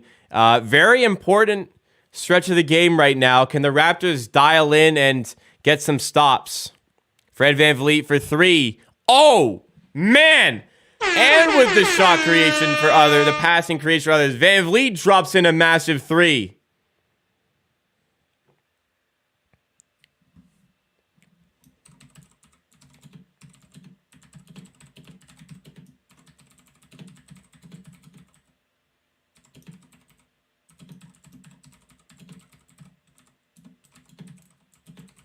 Van Vliet getting past contact, and he's fouled. He's going to head to the line here.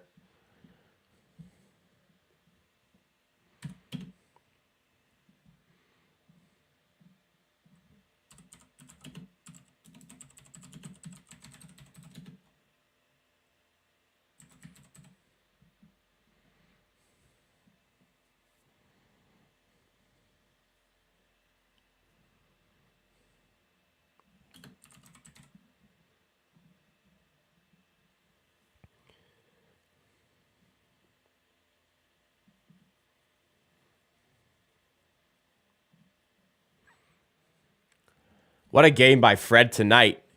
Cashes in at the line as well. He's moving the ball really well again. He's racking up assists again. He's keeping the half-court offense flowing again. And he's hitting tons of shots. Garza in the corner, steps inside. Achua with the help. And hands up, hands up. Contest that. 76-64.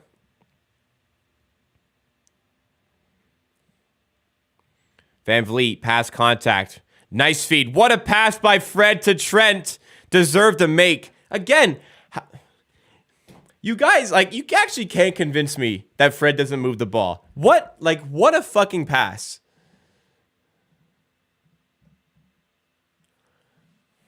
That pass deserved to make. I'm just trying to convey that the criticism is bogus. Some of it's warranted. A lot of it is not. If Fred had made that shot, then Gary wouldn't have missed on his pass. He's got to do more. Barnes, other way, 10-point game. Fred, one blemish. Shot from Edwards does not go, and the Raptors lead by 10. Okay, leading by 10.5 is good. It probably should be a little bit more. 76 points at half. Raptors moving the ball extremely well. Fred VanVleet in particular looking exceptional tonight. Defense needs to improve for sure as we move into the second half. But this is a scheduled win for the Raptors. You got to find a way to get over the line here. They started out well in this situation. All right. Let's go into the box score here so far from this game. It's been the Fred VanVleet show. He's moving the ball extremely well. He's dictating the pace of the offense. He's dictating the flow of this game. He's got 18 points on 5 for 6 shooting. He's 3 for 3 from 3. It's a mouthful. And along with that, he's got 7 assists. 7 assists, 1 steal, 1 block in this one. But you know what? He's got 2 turnovers. And he's got -2. So, oh, geez. The Raptors should be up by 12. But because Fred VanVleet he's fucking played today. I can't fucking stand him playing. We should be up by 12. He's just not doing enough. He's just simply not doing enough. 18 points. If he wasn't so goddamn selfish, maybe other players could score and he would be a positive in the plus-minus. You see how ridiculous that sounds? Along with Fred, we're getting some great numbers from Scotty Barnes at 9 points, 3 rebounds, 2 assists. OG is 3 for 5 from the field. 5 rebounds, 10 points for him. Siakam has struggled shooting. 3 for 9 in this one. 7 points, though. 7 points, but 7 assists, 6 rebounds. What he's not doing is scoring. He's creating for other players. There's a couple really nice assists back-to-back for Scotty Barnes in that quarter. Gary Trent's 4 for 8. He's humming along. 11 points here. He's working well on the outside to free himself up for some shooting opportunities. Raptors bench. We've seen some brief minutes here. Thaddeus Young, I kind of thought was a disaster. This is why plus-minus is bullshit. Thaddeus Young was a disaster on defense the entire time he was on the floor, but he's got 4 points and he's +4. Fred has been probably the best Raptor on the floor tonight, but he's -2. This is why plus-minus isn't the be-all, end-all of stats here. Thaddeus Young looked horrendous on defense. Looked solid on offense, but he could not defend anything at the rim, but he's a +4. This is just exactly why this stat shouldn't be your golden evaluation of how a player's game went. Precious Achiuwa is 9 points, 4 for 5 from the field. He is really looking like the player the Raptors need him to be since he came back from injury. And Joe Wieskamp, first game since signing his second 10-day contract, did not play over the course of that first 10-day contract, and he has the highest plus-minus in the Raptors. He's got 6 points. He's creating a lot of space. I like what I'm seeing from him on the offensive end, creating a lot of space for his teammates. He's constantly moving on the outside, something that I think the Raptors have lacked this season. And I'd like to see more in the second half. Team stats, we're lighting it up. 63% shooting from the field, 64% shooting from 3.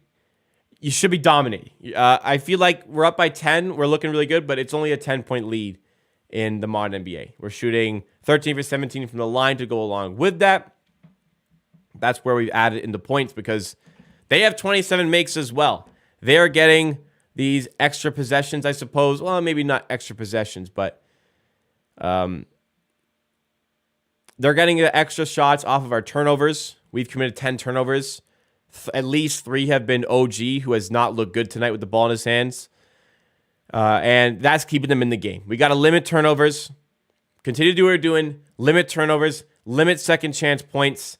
They've had 7 offensive rebounds, and the Raptors can win this game. OG, keep the ball out of his hands. Where OG's at his best, driving to the rim with straight line approaches, getting downhill, and catch and shoot threes from the outside. He's not a ball handler.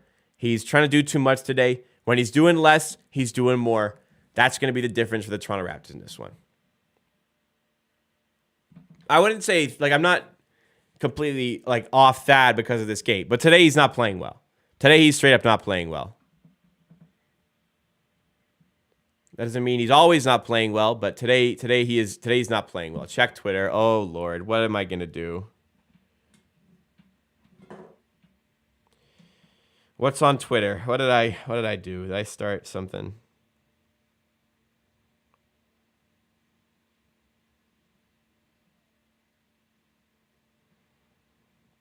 Oh, more propaganda. I love this.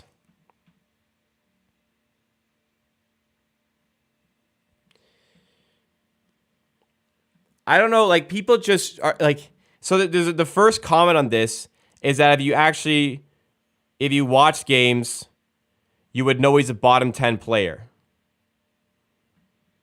If you watch games, you would know he's not. You would know he's a good playmaker. He's just literally a fine. He's not one of the best playmakers in the league. He is He is a good playmaker. He's not a great one. He is a good playmaker. Straight, like, I don't know, like, why we like, what does he need to do? Like, every metric suggests he's a good playmaker. Watching him play, like, who the fuck do you think is moving the ball? Do you think OG is the one moving the ball in offense? It's crazy. It's just, people want there to be something wrong with Fred VanVleet's game. And when everything points that it isn't, it's just, oh, but when I watch him play, it's not good. When it just very obviously is.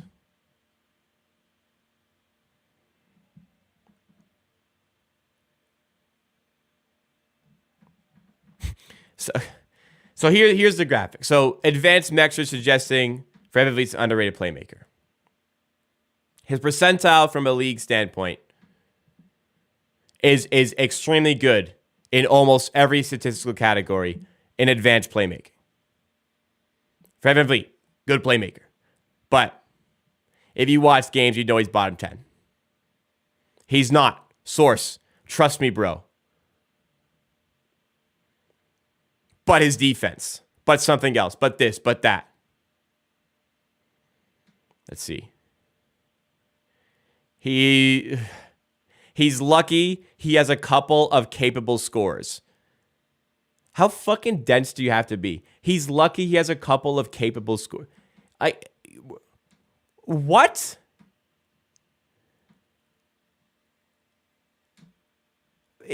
It's just something else. It's always something else. It's just he can't be good. He can't be good because I said so. He's not this, he's not that because I said so. It's crazy. It's actually crazy.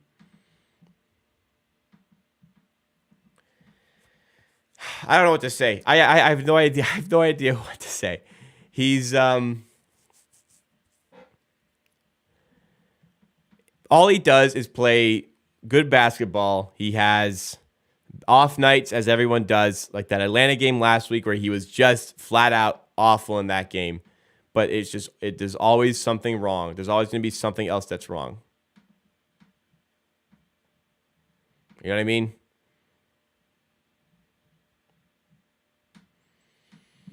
I don't know. What are you guys saying? I haven't looked at chat in a while.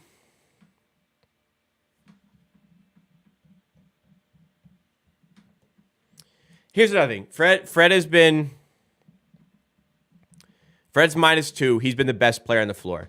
That is +4. I think he's been one of the worst, if not the worst player on the floor. It's not the be-all, end-all of statistics.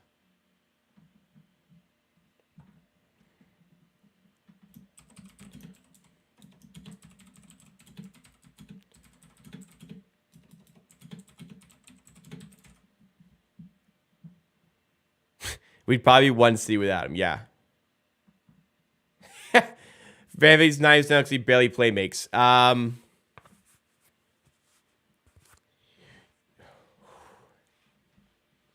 disagree.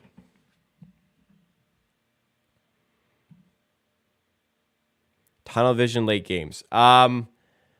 He was really good late game against New York. He was really good late game against Milwaukee. I spoke about it earlier. Fred got blocked on 2 transition drives to the rim. He made the defenders make really good plays on both occasions. There's nothing wrong with that. Joe Wieskamp today got a look in transition, got to the rim. He got stuffed. That's a great shot. It's a high percentile look. There's nothing wrong with that.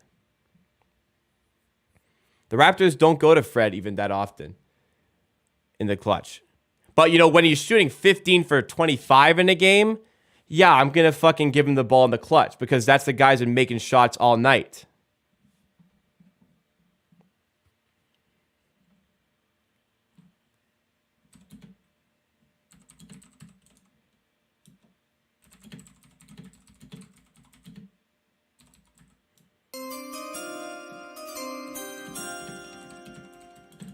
Thank you so much to Zay's View for subscribing. Appreciate that. Welcome to the Amateur Hour Army.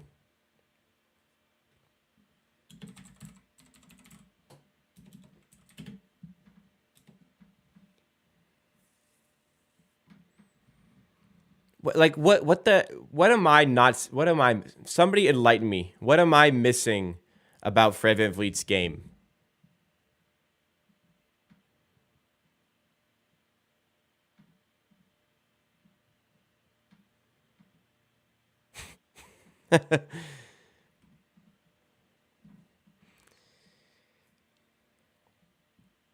It's because he doesn't play make enough, even though he's getting like 7 assists per game right now,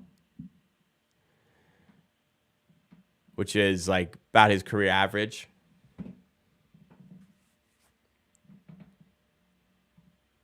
Can't be serious about being good in the clutch. He's proven time and time again over his career how exceptional he can play in the clutch. This season, there's been some games where he hasn't played well in the clutch. I mean, start of the year, he wasn't good. I'm not going to disagree with that. My argument is that he has been good now. People are still fixated on before. And even so, the conversations about him were well overblown. Yeah, he needed to be better. Guess what? He is better. People are saying he needs to be better. He is playing better. He's playing exceptional. And he's been like fucking outstanding so far tonight as well. New subscriber Kai, thank you so much for subscribing. Welcome to the Amateur Hour Army.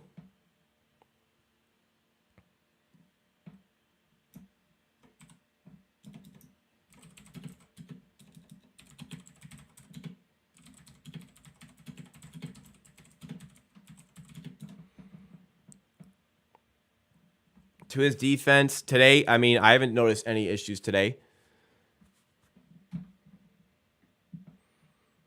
Talk about Anthony Edwards. He's been very underwhelming this season. He's been fine, but he's been very underwhelming this season.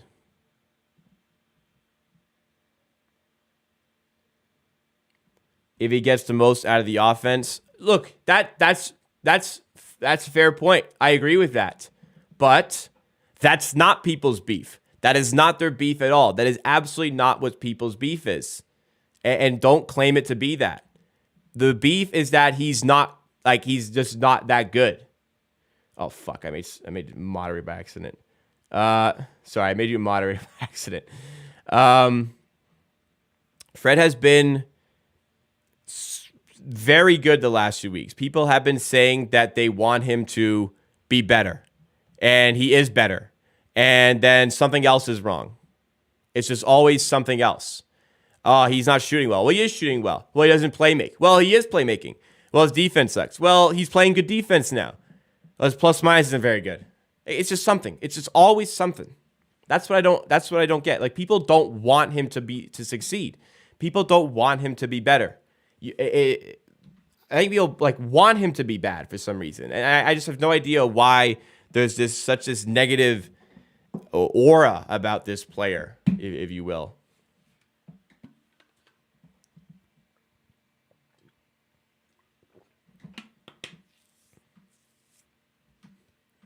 What me attitude? What is this me attitude that we are conceiving? Like, we've seen the advanced playmaking metrics. We've seen the very preliminary playmaking metrics. They're all there. We watched the games. It's all there. All the playmaking is there. There's not a single aspect. There's not a single metric that would suggest his playmaking isn't there. And watching the games, you see him moving the ball. I have no idea. It's people want to fight about something. Has he been at his absolute best this season? No. But people are making him out to be that he's such a negative influence overall.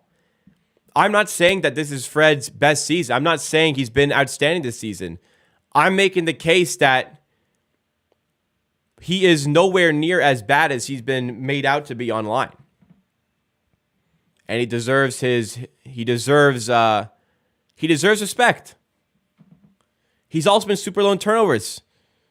His assist to turnover ratio in this recent stretch has been outstanding. But I see questions about his playmaking every night. Like, he got 7 assists against the Bucks 2 days ago. I think he had 1 turnover. And there's a problem. He had 2 games last week where he had 8 assists, 1 turnover. It's crazy. He wasn't playing well. I'm aware of that. But now he is playing well. So keep the same energy on him when he is playing well. Where people are still treating him like how he was at the start of the season when he wasn't playing well. But now that he is playing well, he's still bad, apparently. I never said he's playing well in that stretch. I never said that.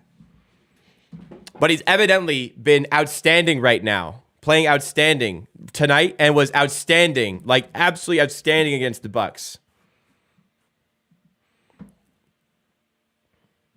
Like he went 15 for 28 for crying out loud and had 39 points, 9 rebounds, 7 assists. And people branded him as the reason we lost. Absurd. You gotta have some shame. If you are putting the Bucks game on a player who shot 15 for 28, had 39 points, 9 rebounds, 7 assists. Like, if you seriously are putting the game on him, you have absolutely no shame. Raptors get absolutely annihilated 2 nights ago, not for Fred VanVleet and the way he played. But we have to label him somehow. Move the ball. Carl, can you specifically speak to one specific example in which Fred VanVleet did not move the ball late against the Milwaukee Bucks? Let's go to the 2 block shots late. Fred forces defender into big plays. No trailer from the Raptors was there for a pass. Nobody was open for a pass. There was no pass to be made. If he had completely stopped the fast break, you would have likely ended up with a worse shot than you would on the fast break situation.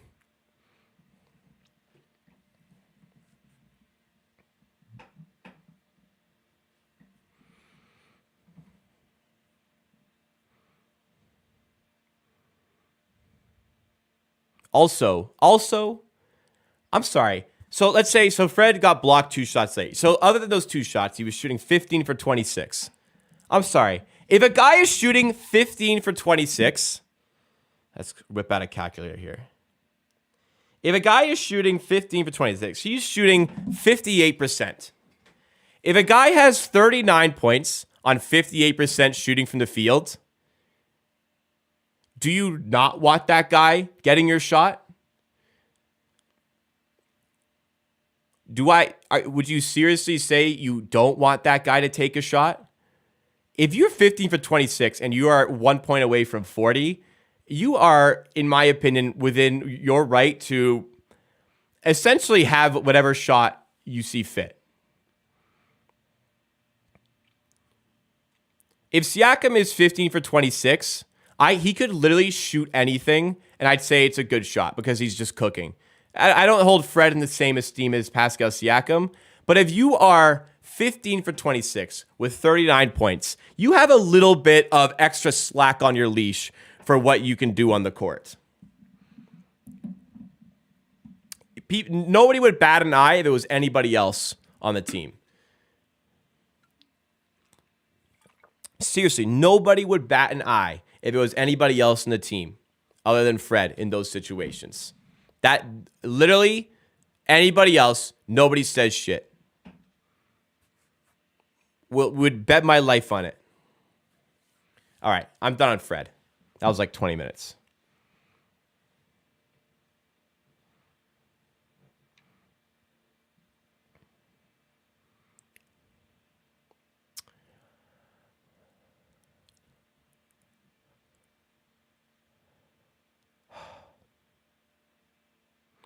Scotty backing down. Carl, Pascal Siakam shot 11 free throws. So don't just cherry pick one stat and say Siakam didn't shoot enough. He had 11 free throws. He got the ball plenty.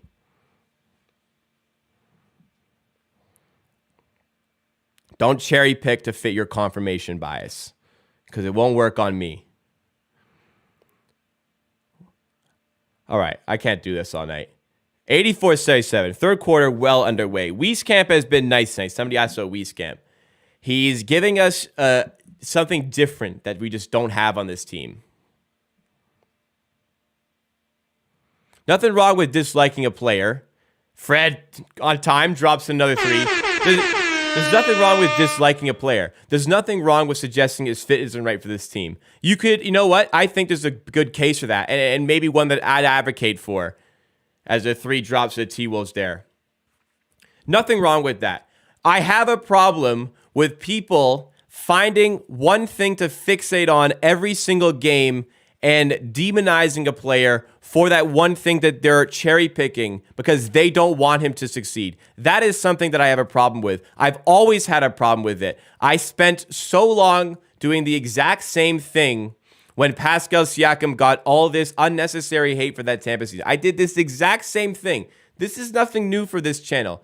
Absolutely not. Siakam was overly criticized for a season in which he should have been better, but he was overly criticized for it. And now there's nothing. And now people recognize his game. And he doesn't get that. It's the exact same treatment Siakam got. That is what I have a problem with. And I've made that explicitly clear on a number of occasions.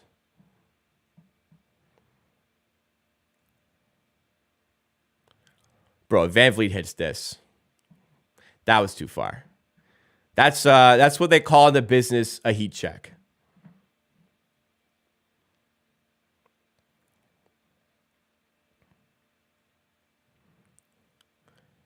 Oh, man. T-Wolves getting back in this 4-point game here.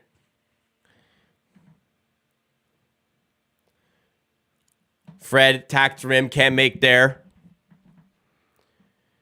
Here come the T-Wolves the other way. Nice steal by Trent.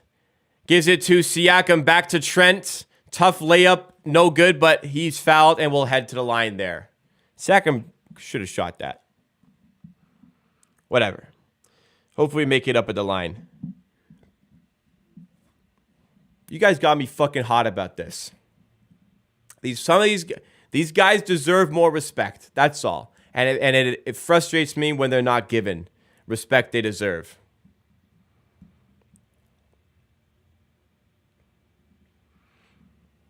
I believe the team might have a brighter future with a different point guard that fits the team a bit better. For sure. But we don't have that. Fred is here, and he's been exceptional in the I'd say last 2 games, including tonight. And he's branded as a villain no matter what. And that's what I can't stand. I'm not choked up. Do I think Ano's make another shot? I think he'll make one more shot, minimum. I'm passionate about this team. If you got a problem with that, I don't know what to tell you.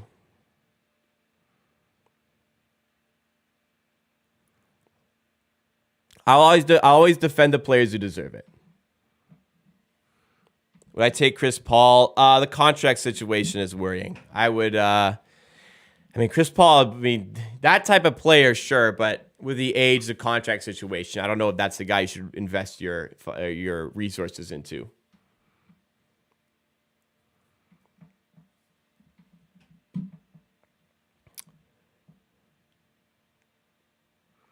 How many first-round picks do you think you get for Siakam? You got to get at least 3. And, at least.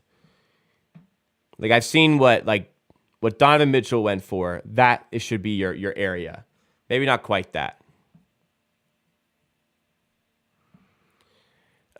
We can't see Matt Thomas' actual defense. I can't evaluate a guy on 6 minutes.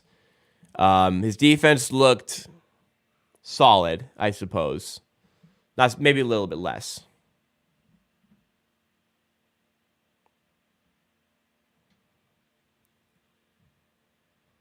I don't play the.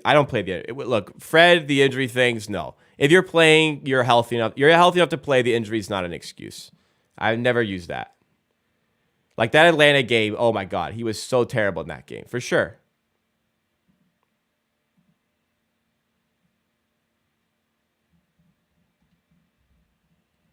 My God, the fucking new season of Bachelor starting. My fucking girlfriend makes me watch that show. I fucking hate that show.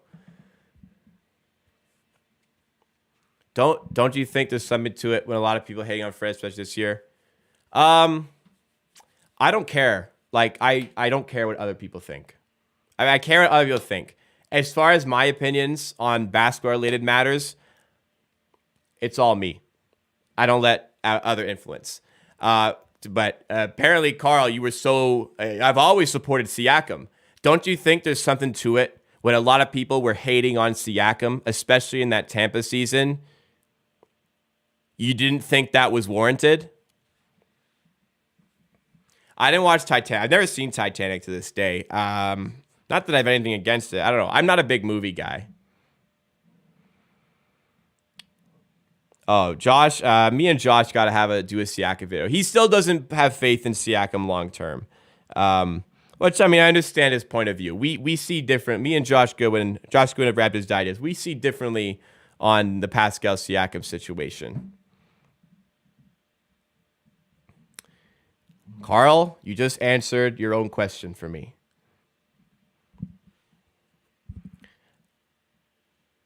You knew what Pascal Siakam was capable of because you'd seen him do it. You saw him do it. You knew he was capable of it. This is how I feel about Fred VanVleet.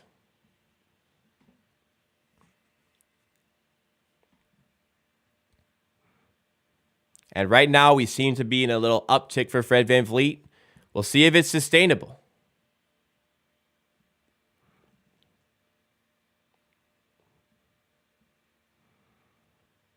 Above all that, I still, like I said, I question if he's the right fit for this team long term, and that's okay.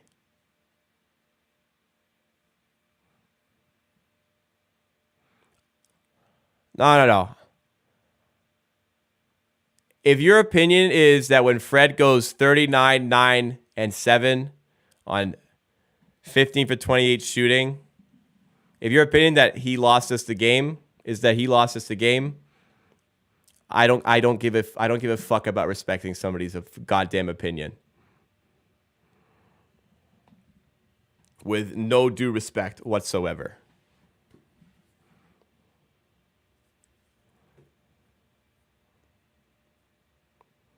And that does not make me feel bad in any way.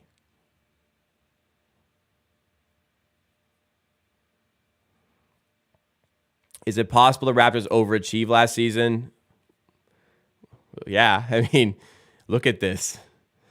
I think they came out with a different approach. I think it caught a lot of teams by surprise, even like kind of all year. And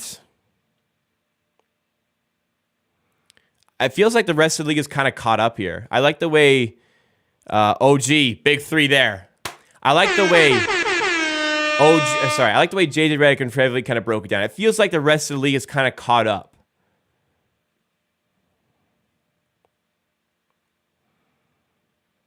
Well, if a player scores 40 but shoots 50 times, it's different. But if you shoot efficiently, you score 39, your defense looks like mostly okay, the game is not on you. I'm sorry. Period. No opinion. That's not up for discussion.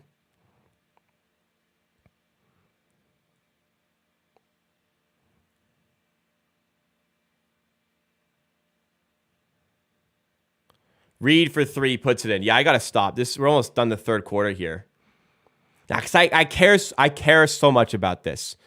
I care so much about this. I did this for 1.5 years. I did this with Pascal Siakam from August 2020 until fucking... How long did that saga go on for? Probably until January of this year. 1.5 years. Fred with a steal there. Raptors coming in transition. Fred taking it past Russell, and he's fouled. Gonna head to the line.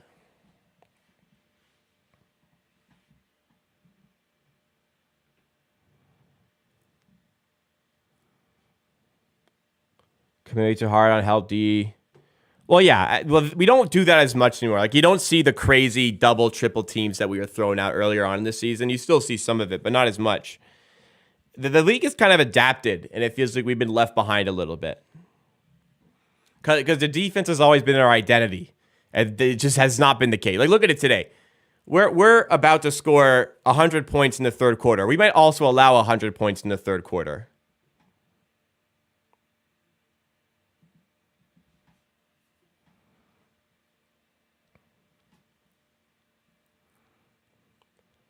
Fred at the line gets the lead up to 11, 99 to 88 here. All right, so last thing. If you have an issue with the way I talk about the Raptors, that like you got no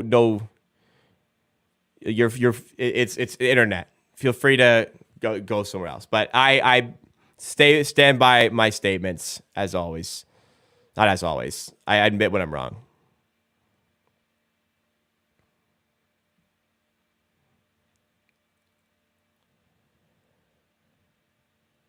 Guards over 3. Got it to go 99-91. Plus minus isn't a be-all, end-all. Like I could point, OG was +4, but was bad all game. Look, it's a strange stat. It's hard to come back from.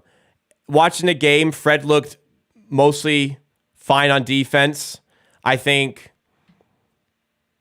Boucher was a disaster, which led to some bad stretches.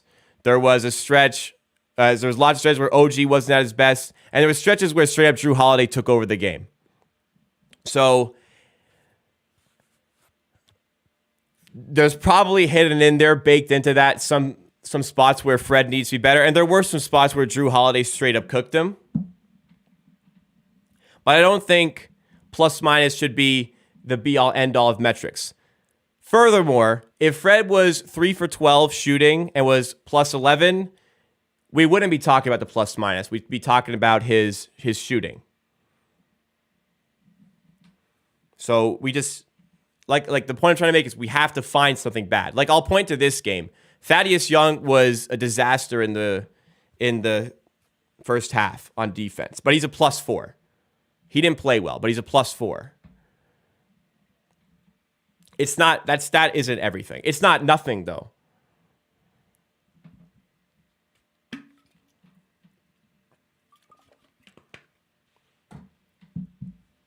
Using Precious and Coloco as makeshift center. Well, playoffs. Playoffs. Okay, win a game. Would I give Fred over 30 a year? No, I wouldn't give Fred over 30 million a year. Doesn't make him a bad player, but I don't want to give him 30 million a year, for sure. I don't want to give him 30 million a year.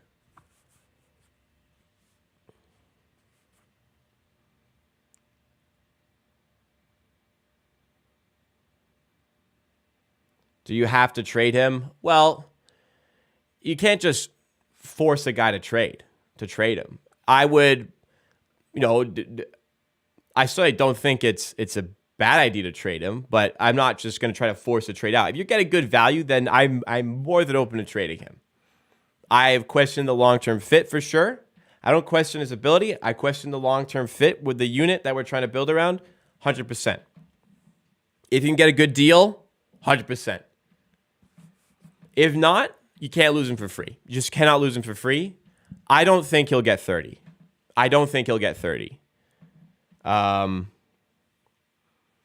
I wouldn't be happy to give him more than 30. Is he worth the same contract Brunson got? Well, Brunson's worth a lot more than the contract he got. There's understanding that the salary cap is going to continue to grow. I think he'll get near 30. I don't think he should get more than 30, though. And that's fine. Agreed.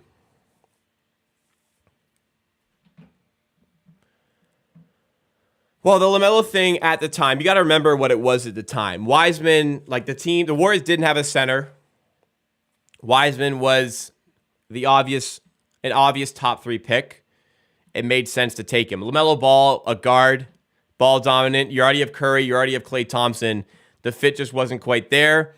You always draft talent over fit, but it seemed like James Wiseman had a lot of talent. In hindsight, wow, LaMelo Ball, you passed on him, but at the time, it made sense.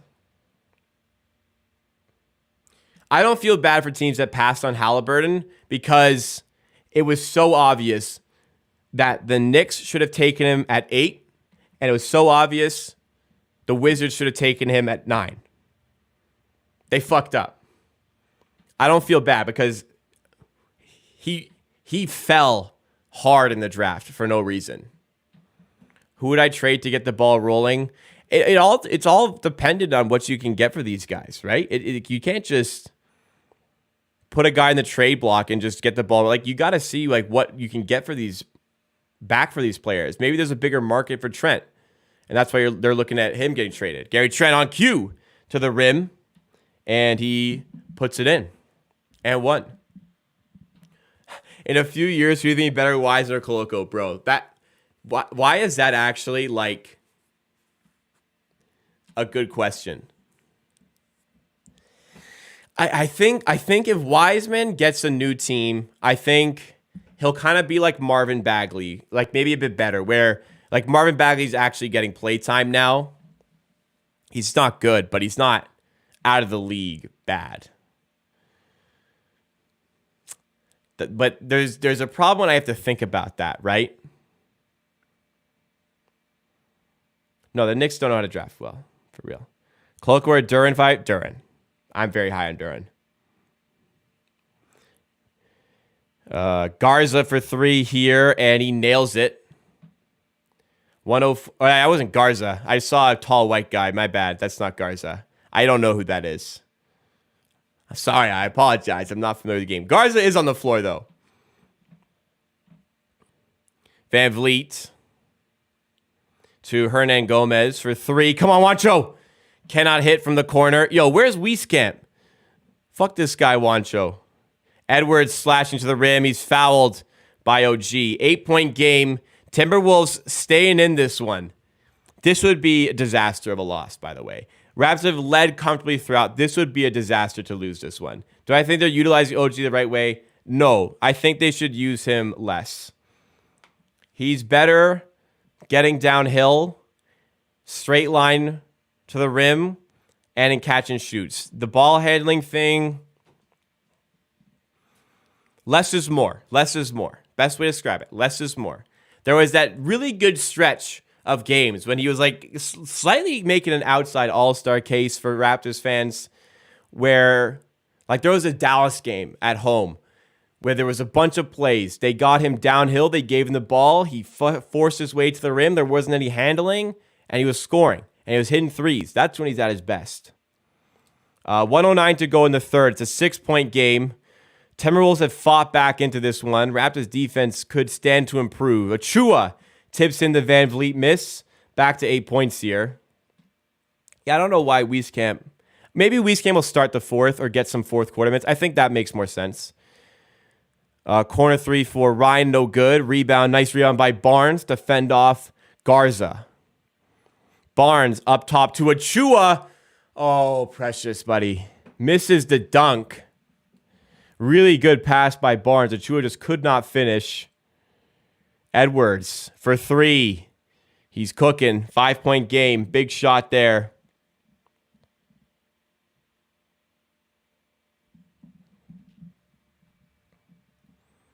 Wieskamp probably going to get the start of the fourth quarter slot because he started the second. I assume it'll be symmetrical, I guess, to the second half or congruent. Van Vliet for 3. There's the shots I can live without for Fred. Gary Trent, though, for 3, knocks down the big bucket. Lead is back up to 8. That shot Fred took, 10 seconds of shot clock. That's one we don't need. And he still has those mixed in. Prince outside to Noel for 3 at the buzzer, off the mark. Okay, 8-point game. Raptors have probably not been at their best in that third quarter, but they're up by 8 with 1 quarter to go. Everything is in position for the Raptors to go find a way to win this game. Okay, if you guys have enjoyed the content so far, please make sure to smash that like button. Goes a long way to supporting the channel. And make sure you're subscribed. You want to see more watch parties like this. I'm away this weekend, but back to normal on Wednesday.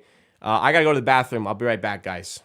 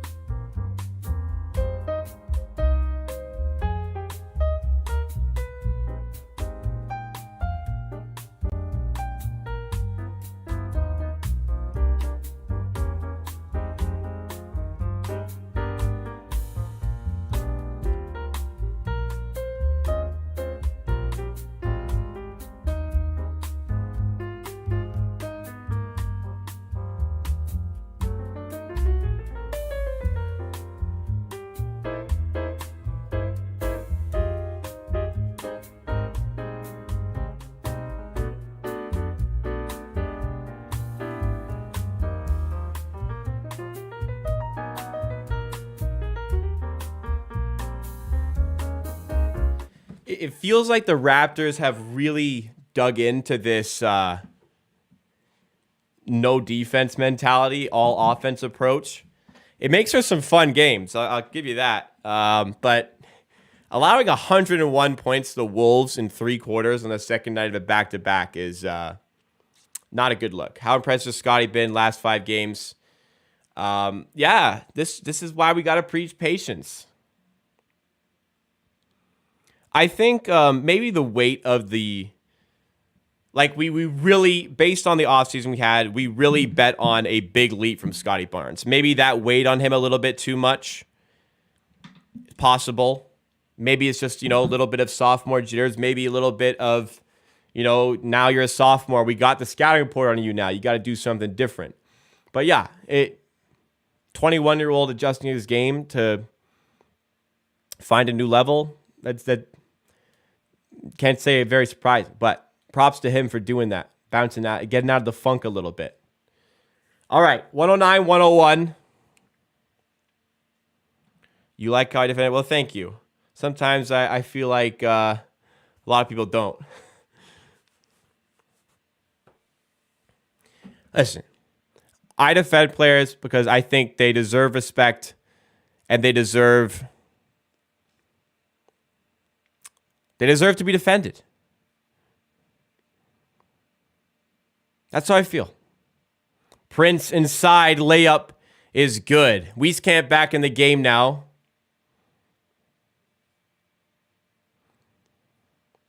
How do you replay like that so the person's name's highlight? Reply. I don't know what you... Oh, I have no idea, actually.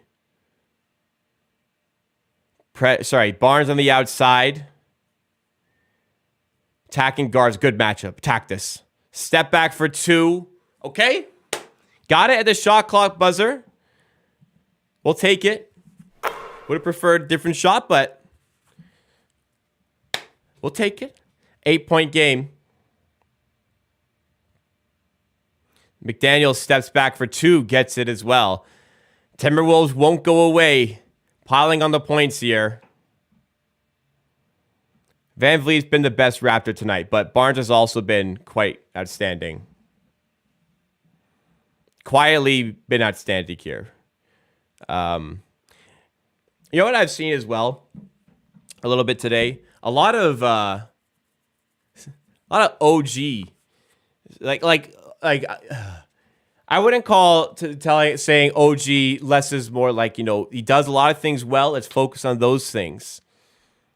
Wouldn't call that slander, but now people are saying, like, a lot of OG trade discussions today out of nowhere, and a lot of people going on him like a guy can have a rough patch, and we don't need to trade him.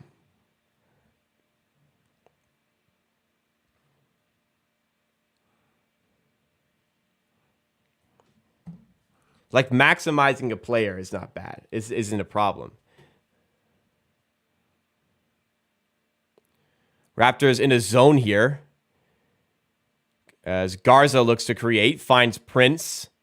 Good defense. Keep them away. Russell drives in. Tough shot off the mark. Great defensive set. That's a foul. That's a transition foul. Take foul there. Good stuff. Scotty Barnes earns it. And I don't know who's going to be shooting it. It's just reactionary, which I don't like. I'm always gonna tell you guys to keep patient with players.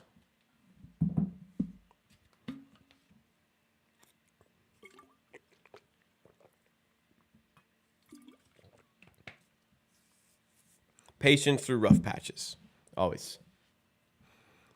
For the players that have showcased they can do more, expect them to get back to it. The guys that aren't doing stuff, my patience runs thin pretty quickly. I've never seen proof they can be anything else. Barnes has a lane. Oh!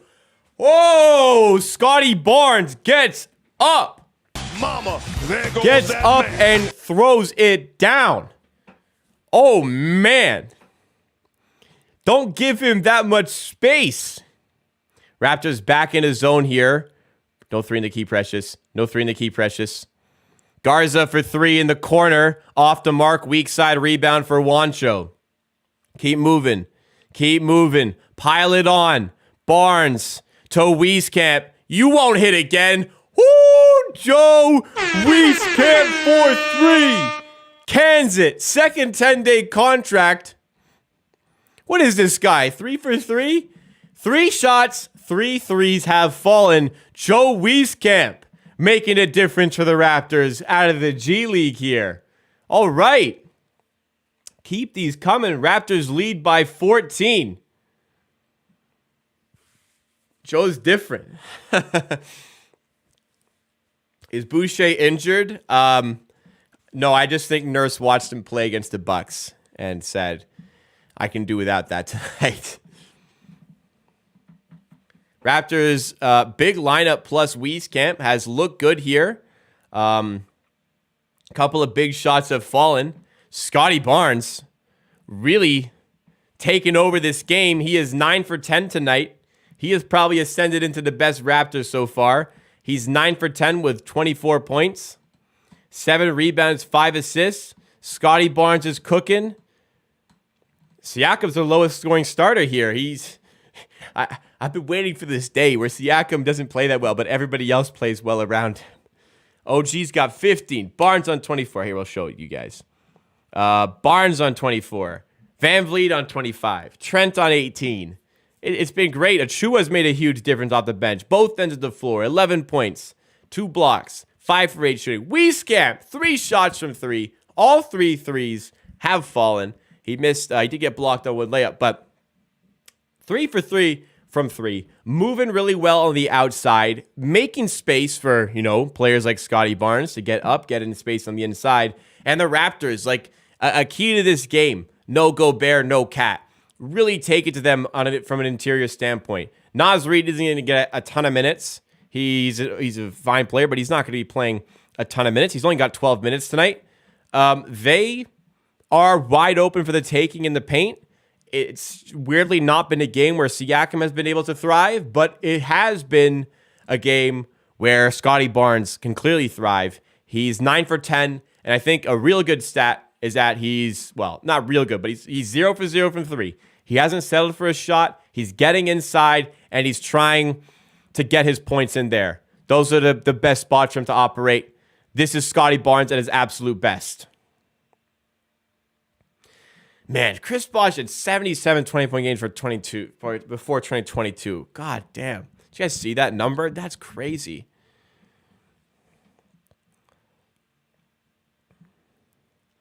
Damn, Tatum's 8 for 25. Good Lord.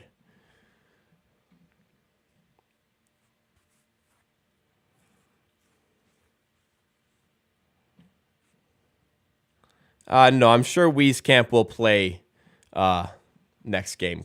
I think I'll get similar minutes. See, it seems like he's getting the first 6 of the second quarter and the first 6 of the fourth quarter. Maybe a little bit less in the fourth quarter for defense purposes, but let's see. And a foul. It's a foul on Hernan Gomez. Raptors up 12, 9:22 to go. Even we can't lose this game, right? This is another tough game for Koloko. I think from like the zone standpoint here, you kind of think Koloko could be the guy, but they're playing 5 out all game. They really have not used Naz Reid. There's not a ton of space for Koloko to play as Reid, who's back in, misses the layup there. There's not a ton of use for Koloko in a game like this, and that's okay. He's a rookie. Siakam at the rim. Can't hit again. Siakam 5 for 13 on the night. McDaniels in transition. Really good defense, but the kick out to Edwards, he can't make us pay on the open 3. That was a stunning pass, by the way.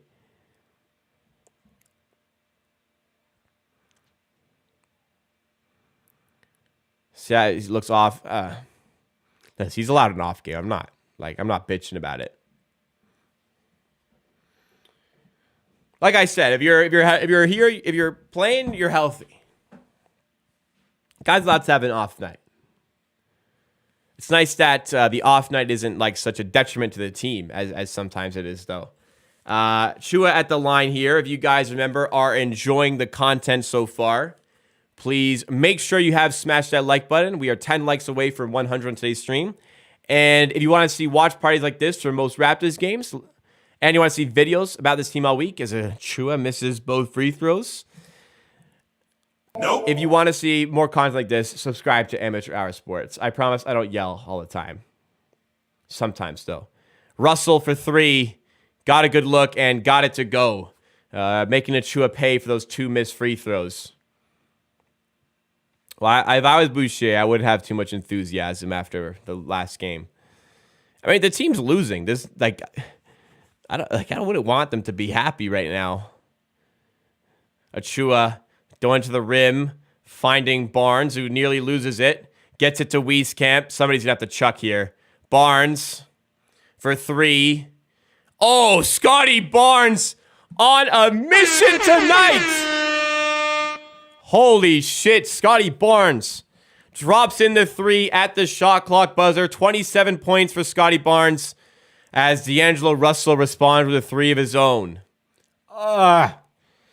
Get some stops. Barnes, 9-point game. Heat check. Nah, no heat check. Wieskamp to Siakam. Outside to Wancho for 3. No. No.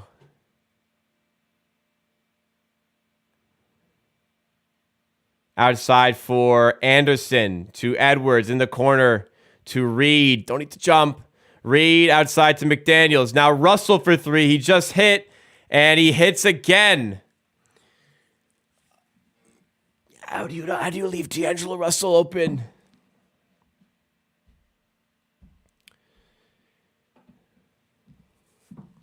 All right, so as much as the Raptors have been on fire on offense, the Minnesota Timberwolves are keeping in this game. They continue to hit shots. 10 of 11 for Scotty Barnes from the field. That's crazy. That's crazy. All right, let's pull up our box scores here. Raptors putting on the points in these minutes, just not getting the stops required. Anyways, Scotty Barnes 10 for 11, 7 rebounds, 5 assists, 27 points. He seems in a real big peak right now, and I'm riding it as long as possible. Let's hope it stays a consistent indication is that, hey, look, it's only 1 3-pointer here. This is Scotty Barnes getting gritty on the inside. OG's 5 for 8, been a little bit more reserved in the second half. Probably a good thing. Ball handling wasn't great in the first half, but I still want to see a little bit more involvement there. Pascal Siakam, 5 for 13. Not his night shooting-wise, 11 points, but 9 assists, 6 rebounds. When he's not shooting well, he still makes a difference because he requires so much attention, creating for other players. Another player with 9 assists, but is shooting well, Fred VanVleet. He's 4 for 6 from 3, 7 for 12 from the field with 25 points. 9 assists and only 2 turnovers. Scotty Barnes, by the way, 0 turnovers, even more impressive. Achua's been great. Wieskamp has been nice, 3 for 3 from 3. He's been great, to be honest. 9 points. Raptors got to get this game done. But as much as they're scoring at will, it seems like right now the Minnesota Timberwolves are scoring at will. And 15 turnovers is a little bit alarming for the Raptors. T-Wolves, no Cat, no Gobert, second night of it back-to-back in a game that went down to the wire in Denver, in high altitude. This has to be a win. This just has to be a win. This has to be a win. The Raptors have to win this game. I agree. Let's get Wancho out. Let's get the starters back in. Well, we went zone. We were trying to hide some defensive deficiencies. We went zone. They picked it apart.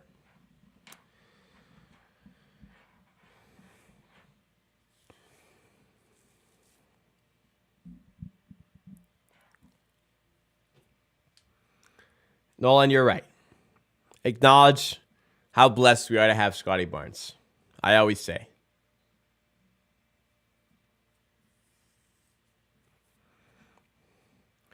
Okay, 122-116. Back from timeout. 6:45 to go. Can the Raptors finish the job? Starters are in and will likely remain in for the rest of the game. Thank you, Mr. Baines. Siakam to Naz Reid. Naz Reid takes it the other way and is called for the travel. Okay, hustled back. The least you can do when you turn it over is hustle back, forces a turnover.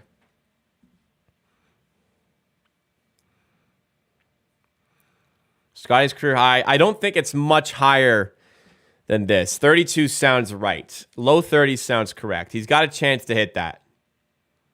Fred. Working past the screen. Nice kick out to OG. OG, that's not it. That's not it, OG. Edwards. Fighting inside. Layup is no good. Good rebound by OG. Back to Siakam, attacking Naz Reid. Good look here. Goaltending. There you go. That's why you go in hard there, Pascal. Nice play by Pascal.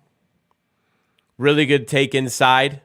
Pass Naz Reid, fighting through contact. That's his game, man. It's what he does. He's an all-star.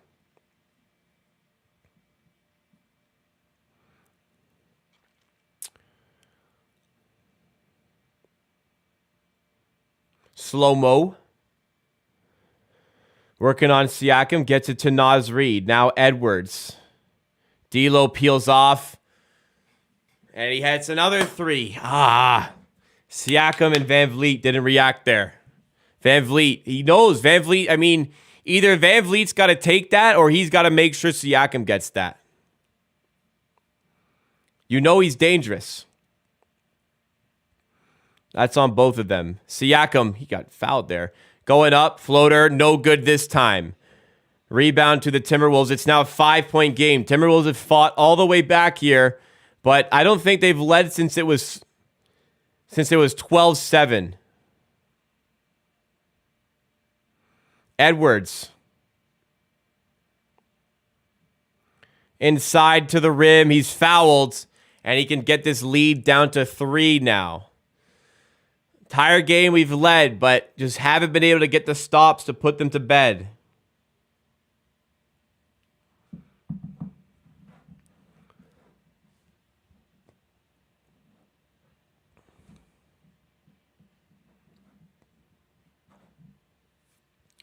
Well, it's not all we got to do is guard the 3. But more discipline is needed. Like that last play D'Angelo Russell hit, like very clearly lack of discipline. Like Van Vliet has to take that. It looked like Van Vliet wanted to switch off, but in that case, he's got to make sure Siakam gets that guy peeling up top. And when it's Russell, in my opinion, you shouldn't switch off. Like, you know he's hitting threes. You got to stay on that guy. Russell is down. Raptors 5-on-4 briefly, and Gary Trent can't make them pay as he misses the corner 3. Let Scotty cook. For real. This guy's balling. Let this guy cook. Ain't nothing going wrong to the hot hands. That's a pass. I mean, Gary gets him in the face. That's not a flagrant or anything. They're going to watch them review this shit.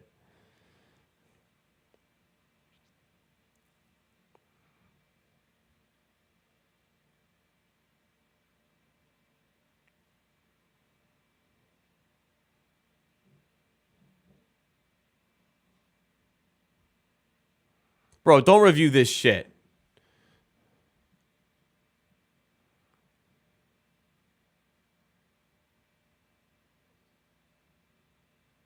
He made a pass. Okay. Refs using their heads here.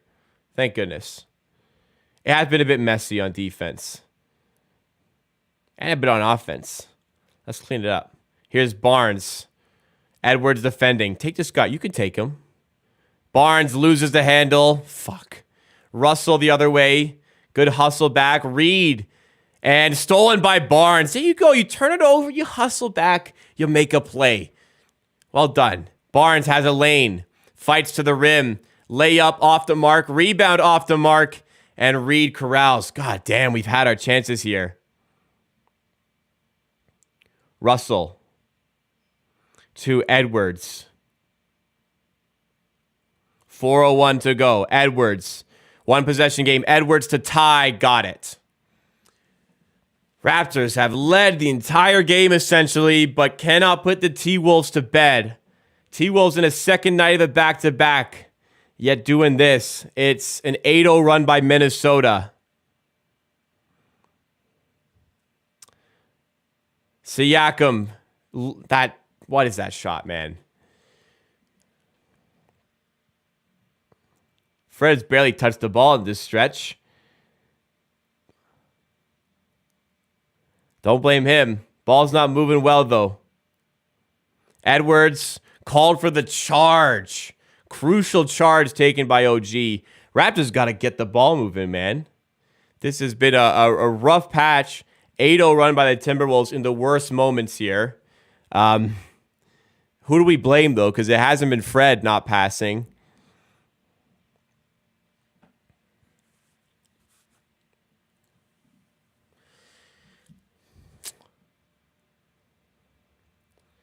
I mean, Pascal, he's the best player. You want to give him the shots, but he's just not been doing it right now. More ball movement overall.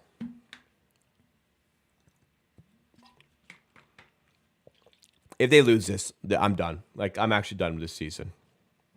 I don't want to, say I'm, losing over one game. No, for real, though. This is a scheduled win. This has to be a scheduled win. There is no way this loss is forgivable. By any stretch of the imagination, this would be unforgivable to lose.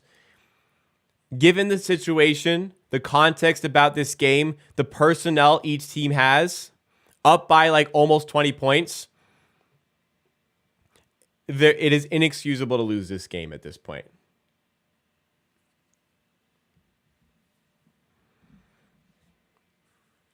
It's been these thoughts have been accumulating for a long time now. There's not just one game I'm completely sold, but this would be my breaking point. This would be the straw that breaks the camel's back, if you will. 8-0 run by Minnesota. Raptors have not been able to find points here. Van Vliet, nice feed to Barnes. Turnover. Why not go up, Scotty? Why is Scotty not shooting that? He's got an easy shot there. Just float it. That's a good feed by Van Vliet. I thought that was the play. Minnesota last led when it was 19-18. Anderson out to McDaniels. Misses the three. 2:46 to go. Trent to Barnes. Come on, Scotty. Anderson's clapping, bro. Do not let slow-mo do that shit to you. Right past him to the rim, and he's blocked. It's a good take. It's a good take. It's a good take.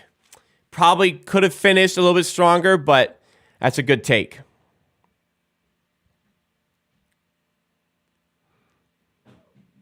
No way slow-mo Anderson's clapping your face. How will you respond to this? Van Vliet inbounds to Siakam, defended by Edwards.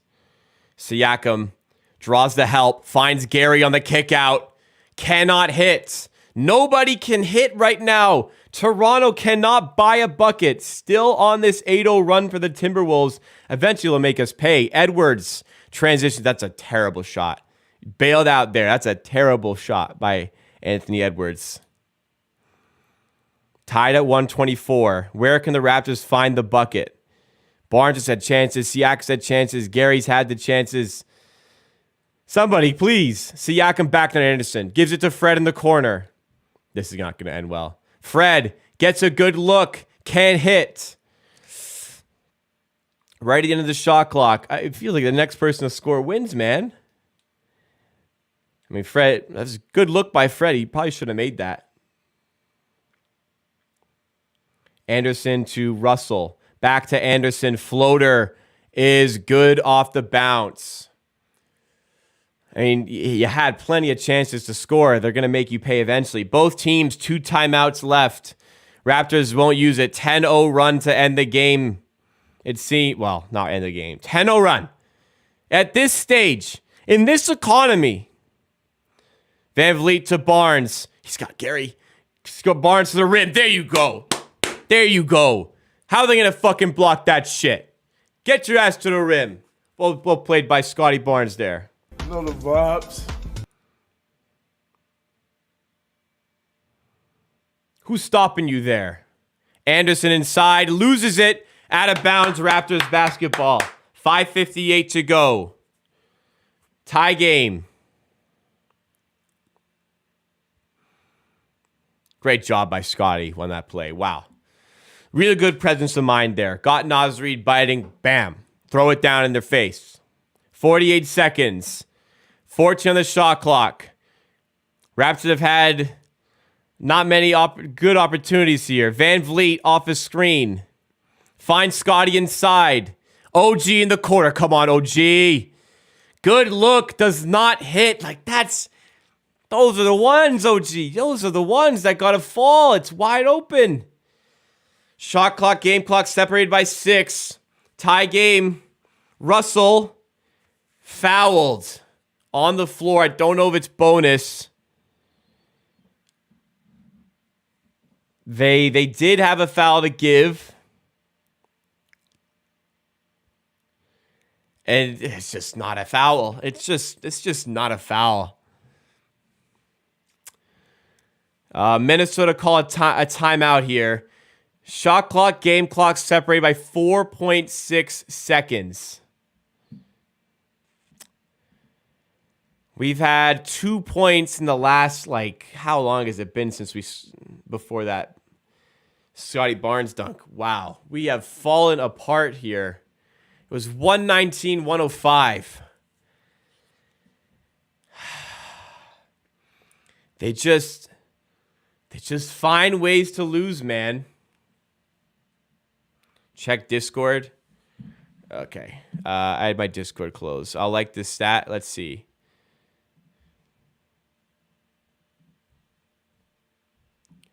Best clutch field goal of shooters this season, effective field goal percentage. Scotty is high. OG is high.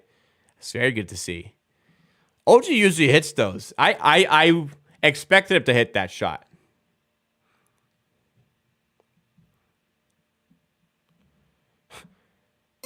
So apparently, point of Bassler reference, as Scott Pressy, subscribes. Thank you for subscribing. Welcome to the amateur army.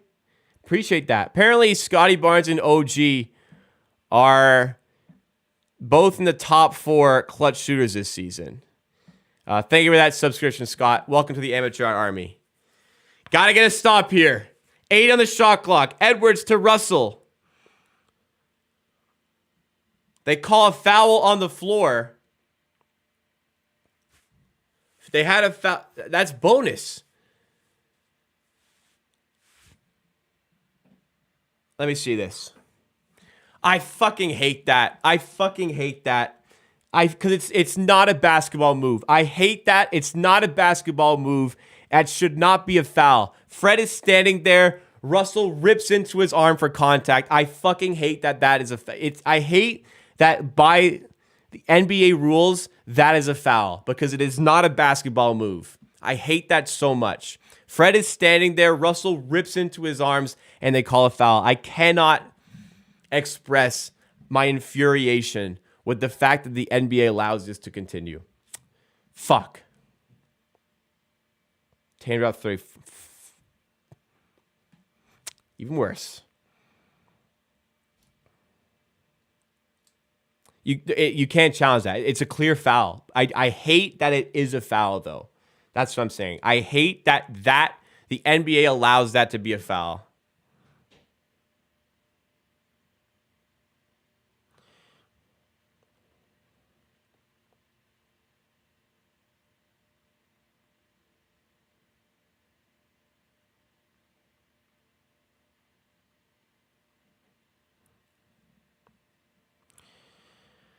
Despise that call. It's a foul, but it shouldn't be.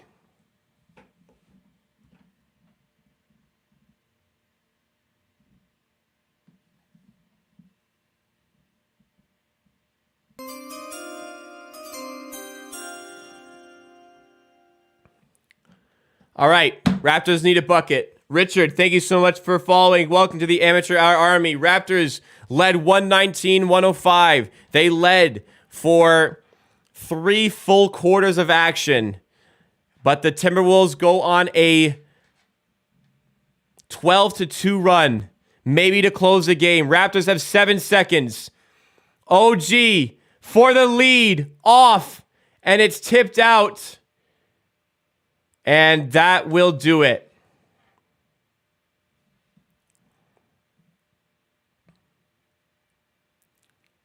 They're coming together to see if there's more time here.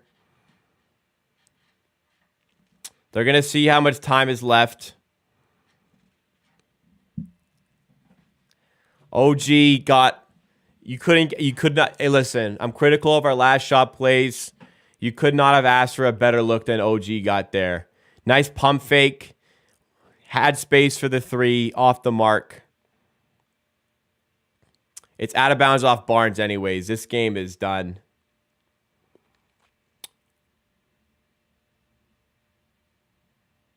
I'm pretty sure it's off Barnes anyways.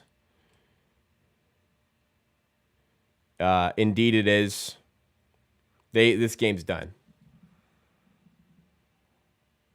Out of bounds off of the Raptors, so this wow. OG had 2 good looks there, man.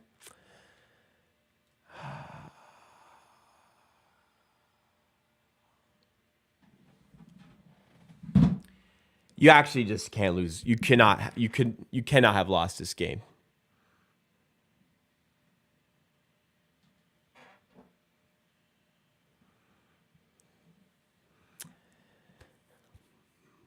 More rest by a lot. Injuries. Everything. You cannot lose this game. You cannot lose this game.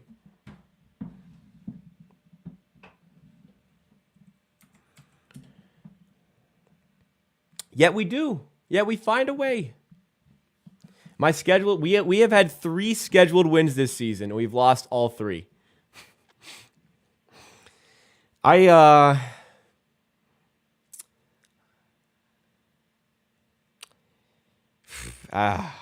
this is bad.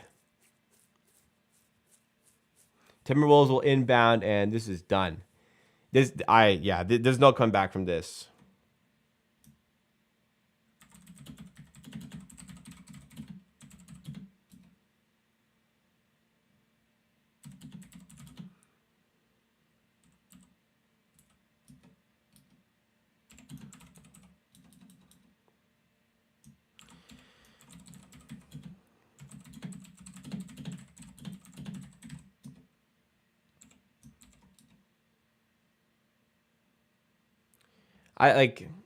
This is the Timberwolves in the second night of the back-to-back. They played hard-fought game against Denver yesterday.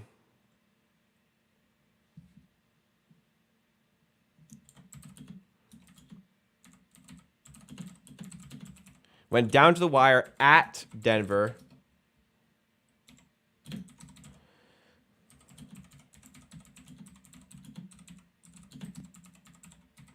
Raptors had more rest. There's no Gobert. No Cat. This is the lowest. This is the lowest of the lows. For real. This is the lowest of the low.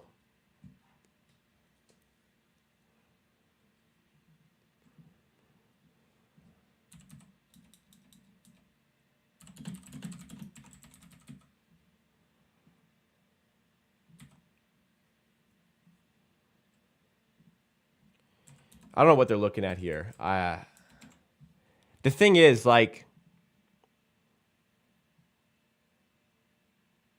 they're challenging the out of bounds. I mean, you may as well. They're going to be wrong. But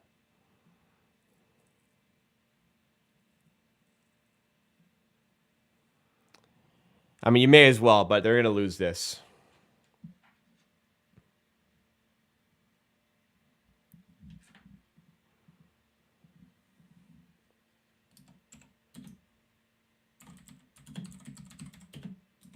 Oh, Barnes got fouled there. They can't go back, but Barnes got fouled there.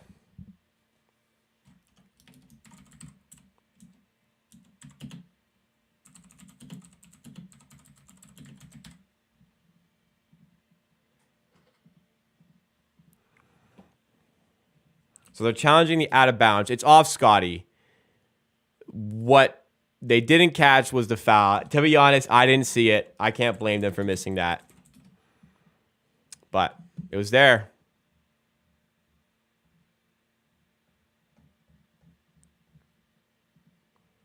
The inevitable is coming.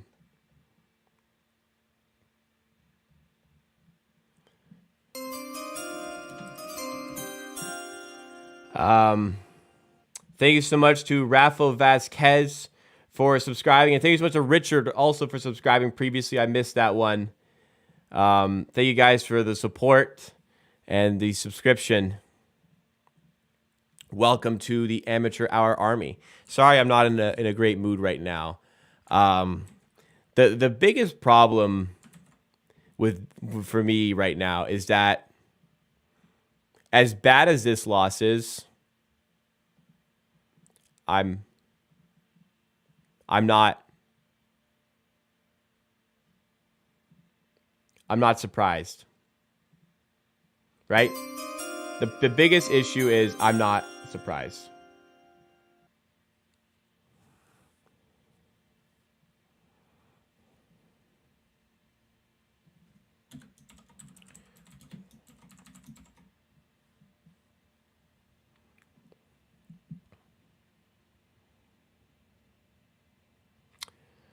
This isn't even that surprising. This is the biggest thing.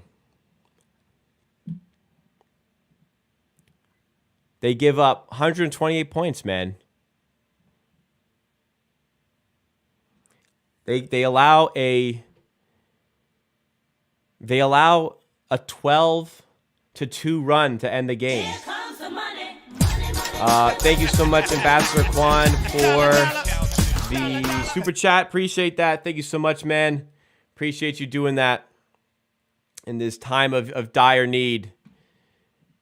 We finished the game on a 12-2 run. The Raptors were down 19-18, led the rest of the way, and then went on a 2-12 run to finish it.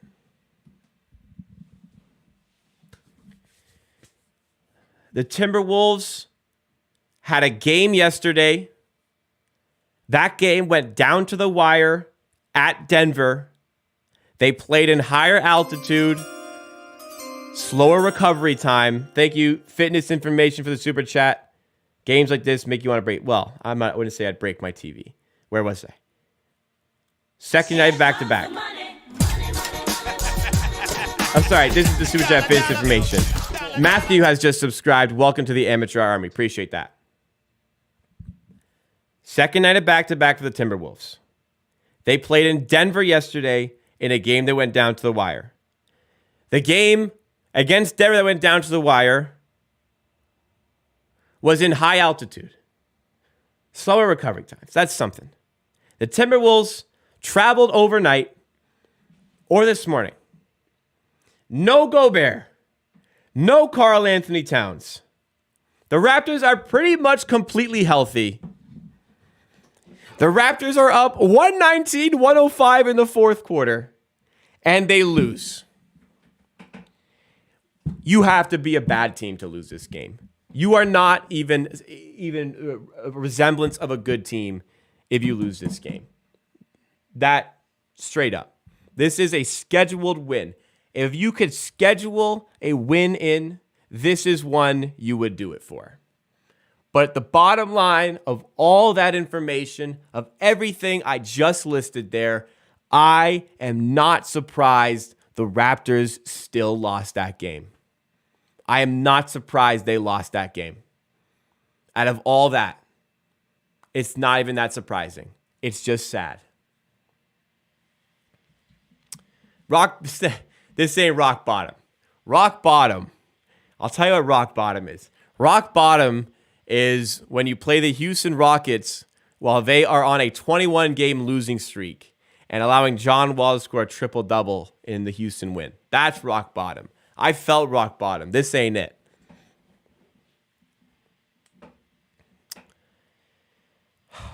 Certainly feels close, though. This season that's it. That was the nail in the coffin. I said that road trip might be the nail in the coffin. That's the nail in the coffin. This is not a good team. They every once in a while they remind you that maybe they had a chance, but this, like, if you are any semblance of a good team, you just straight up don't lose this game. Christ, that was awful.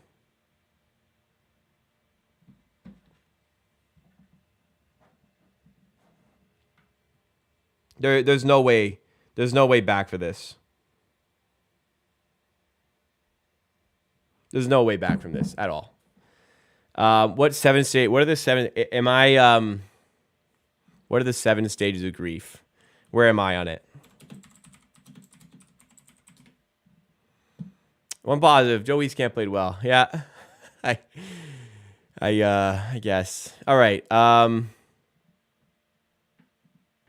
7 stages of grief. Let's see. Shock and denial. Yeah, I did that. Okay, fair enough. I did that. Pain and guilt. No, I wouldn't say I've gone through this whole thing. No, this doesn't fit. Because my acceptance, I think, there's no pain and guilt here. I'm at the acceptance. I wouldn't say I've gone through the full thing, but we are at acceptance with this.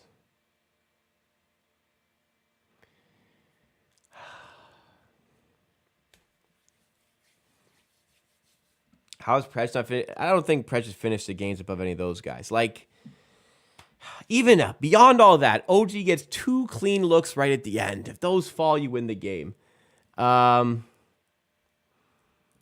Frankie Super Chat says, thank you so much for the Super Chat, by the way, Frankie. He says, Siakam makes it hard for... I'm just reading. Siakam makes it hard for black like me, 13 points. Guy's allowed to have an off night and not have it all be about him.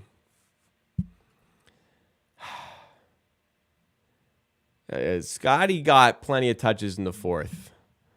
Nobody was playing. I think overall the team wasn't moving the ball well. I don't think there was a hero ball issue here. Again, OG's wide open in the corner. Back-to-back possessions there. Scotty Barnes had a look that he turned over when he could have easily scored. It's just everything went wrong there.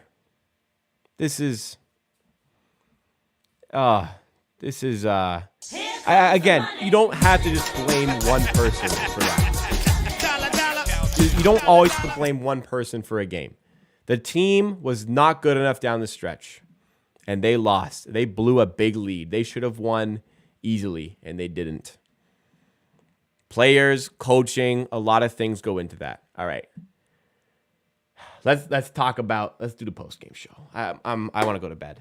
I want to remind you guys, by the way, if you're heading out, I'm going on vacation tomorrow. I could use a vacation from this team. There's going to be no stream Saturday. There's going to be no stream Sunday. I'm not blaming Scotty for the loss, by the way. I'm not blaming anybody for the loss. I'm blaming the team for the loss. I'm on vacation tomorrow. No stream Saturday, no stream Sunday. Back to streaming on Wednesday. No videos Monday or Tuesday. There will be a video tomorrow, though. I'm going on vacation tomorrow night. All right. Let's do our post-game show. The Raptors made it very obvious today for a multitude of reasons that this team just isn't very good. And losing to the Timberwolves here, and I'll explain why, this is the nail in the coffin. I can do better than that. I'm going to Vegas, by the way. I'm going to Vegas. Thank you for your interest in my life. Sorry, Ori. I don't like that one. Today, maybe more than any, the Raptors really revealed their true colors that this team just isn't good. And I'm going to explain to you in this post-game show that there are a number of reasons why this was the nail in the coffin on the season. All right. The Raptors lose 128 to 126 tonight to the Minnesota Timberwolves. This should have been a scheduled win. This is a scheduled win. If you take the schedule on the season, you look at everything, this win, you schedule in as a win before you even play, because this was like, how could you lose this game? Going into it, the Raptors have more rest than Minnesota Timberwolves. The Timberwolves played a game last night. They played a game that went down to the wire. They played this game away at Denver. High altitude, slow recovery times. They traveled overnight or this morning to get back and play this game at home against the Raptors. Gobert is injured. Karl Anthony Towns is injured. The Raptors had a night off yesterday. The Raptors still lost this game. And it was a game in which the Timberwolves led when it was 19-18. And then they didn't lead again until it was 126 to 124, and then 128 to 126. So beyond all of these factors that make this essentially a free win for the Raptors, they also led by almost 20 points they led by more than 10 for long stretch to this game. And in fact, down the stretch led 119-105, but allowed the Timberwolves to go on a 12-2 run. The Raptors led 126 to 116. 124. The Raptors led 124 to 116 late in this game and lost to the Timberwolves amidst all of the information that I've just provided.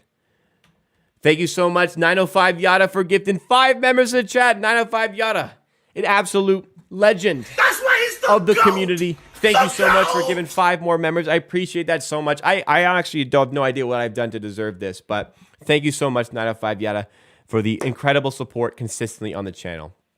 I really appreciate it. I really appreciate it. Thank you again. And thank you for the well wishes for my trip. If you guys want to be in line to receive a future gifted membership, click on the green oval at the top of the chat, and there should be a setting that allows you to enable receiving a gifted membership. Just make sure you guys have done that. Thank you so much again, 905 Yada. But let's continue with the post-game show here. If you're a good basketball team, you don't lose this game. If you're an okay basketball team, you straight up don't lose this game. Amidst all of the great individual performances, you allowed 100 points inside 3 quarters. Sure, you scored 109, but you allowed 101. This team just is not going anywhere. This is the nail in the coffin on the season. I wanted to wait to the end of that Western Conference road trip, which ends February 5th. I'm already sold. I'm already out because there's been a lot of bad games, but man, oh man, it's clear they can't win this game. It's done, bro. I'm sorry to say. I don't want to be like reactionary. I don't want to be like I'm just overreacting one game. It's been accumulating over time, but this is just the last straw. This is the straw that breaks the camel's back on myself. Going to the stats, you got some great individual performances. Scotty Barnes goes 11 for 15 with 29 points, 8 rebounds, 5 assists. Great. Siakam, unfortunately, you get an off night from him, but 13, 9, and 7. If that's your off night, you're pretty good at basketball. OG had some struggles handling the ball first half, a little bit more subdued second half, but 5 for 11, 15 points. Van Vliet was great yet again. He carried us first half. He had 25 points. He had 10 assists. 2 steals, only 2 turnovers, 7 for 13, 4 for 6 from 3. Gary Trent, inefficient, but gives you 18 points. Achua makes a difference off the bench, giving you 11 points. His defense wasn't great second half, but first half it was. Joe Wieskamp, second 10-day contract, 3 for 3 from 3 in this one. The Raptors shot 53% from the field. They shot 50% from 3, but they lost. And they lose the game because of the play down the stretch. Scotty Barnes started the game 9 for 10, actually 10 for 11 from the field. And then he goes 1 for 4 late in the game. Pascal Siakam misses some shots late. OG has 2 wide open threes at the end of the game, including one in the last shot of the game for the Raptors. Wide open. That doesn't even come close. Gary Trent has a good look from 3 late, can't hit. Van Vliet had 1 good layup late, can't hit. What happened in the end the Raptors couldn't score. And all the passing, all the playmaking that they had been doing earlier in the game from everybody just completely dried up. The ball was moving really well out of Fred VanVleet's hands early on in the game. Late in the game, the team in general, like I just felt like he wasn't being used as much on offense, even though he was creating so much in the first half. Please, you should have seen the tirade from earlier in the stream. Please do not put this on VanVleet. I think the team in general was just absolutely not good enough late game situation, moving the ball, creating for other players. And to be honest, things looked a little bit better when Fred VanVleet was getting more involved. But overall, the team did not pass well enough to end this game. And that is a reason. I mean, that's beyond allow 128 points, but that game was there to win for the Raptors. They have lost their defensive identity and are really trying to lean into an offensive approach. But even in these situations, it's unreliable in the big moments in the late parts of the games. Happened here. It happened 2 nights ago. We piled on points, couldn't get enough stops, couldn't get enough points when it counted. And the Raptors, as a result, suffered from 2 brutal defeats and are 20-26 on the season. The Timberwolves, they got some big nights. Slow-mo goes 8 for 9 with 10 That is bad, man. Edwards piles up points at the line, but he shoots 5 for 16. Just a lot of guys scoring for them, man. Just a lot of guys getting buckets for this team. We got out-possessed in the end slightly. It was sharper earlier, but you shoot 53 and 50 and lose. You out-rebound them as well. Turnovers weren't great, but it was only 1 more turnover than they had. Same offensive rebounds. Like, everything here is just showing to me that this should have been a win for the Raptors. But it isn't. It isn't. Everything was there to win this game. Everything was in place. The NBA gods were trying to give you a win, and you couldn't even take it. So what's worse about all this, the worst thing about everything that I've said here, the worst thing about everything that went wrong here is, as much as I said it was a scheduled win, I'm not surprised they lost. They've done it all year. They've lost games they were supposed to win. There's a game similar to this against the Kings about a month ago now. That one was at home. They led all game and blew it late. Same thing. Exact same game script against the Sacramento Kings from a month ago when the Raptors played at home. If you guys remember that game, exact same game. Those 2 games, this and that, are not of teams that are good. But I've come to expect a thing like this to happen, as much as I called this a scheduled win. So where has it gone wrong? Players clearly have talent. Scotty Barnes was sensational today. VanVleet had a sensational first half. Gary Trent had his moments. Siakam been sensational this season, wasn't tonight. OG has had some good moments, maybe some not so great ones tonight. But I don't think every game needs to have one guy you blame. I just think straight up you say the team wasn't good enough down the stretch. Nick Nurse didn't do enough coaching late to get the right plays for this team to win the game. Because even though there were those 2 open threes for OG, there was a lot of bad possession for the Raptors. It was stalemate at 124 for a long period of time. There's a lot of blame on Nurse. There's a lot of blame on the players and the way they played in that game, especially on defense. There's a lot of blame on the front office as well for the roster construction. There's still no rim protector. There's still not enough shooters. We can't provide a little bit of relief there, but you can't point to one thing because so much has gone so bad for this team. And this just, the nail in the coffin, the cherry on top of this season. 46 games in, this team does not deserve reinforcements. This team needs to focus on a draft pick and how it's going to retool for the future. Not a full-scale rebuild required, far from it. But you got to see what sort of value you can get for some of these guys at the deadline. Because This is not it. This is not it. The core, the 5 guys. Somebody saying in chat here, I'm over the core. The five guys averaging 15 plus. I'm over that. Find the role players to supplement them. The guys you want to build around, mainly Siakam and Barnes. If you want to build around OG Barnes, sure, but whatever it is, find the role players. Find the guys you want to build around. Find the role players to support them. Find the depth. Find the rim protector. It's not going to happen overnight. It's not going to happen this season. It's got to happen by the start of next season. Changes are needed. Changes are needed. I think this might go down as maybe somebody else will take a different game. Maybe somebody will take the game the Raptors start 2 for 30 against the Bucks. Maybe somebody will take that game. But this feels to me like the end of this era. It's sad, but a new era. When one door closes, another one's open. I think a new era should begin here because I'm done with this core. Straight up done with this core. That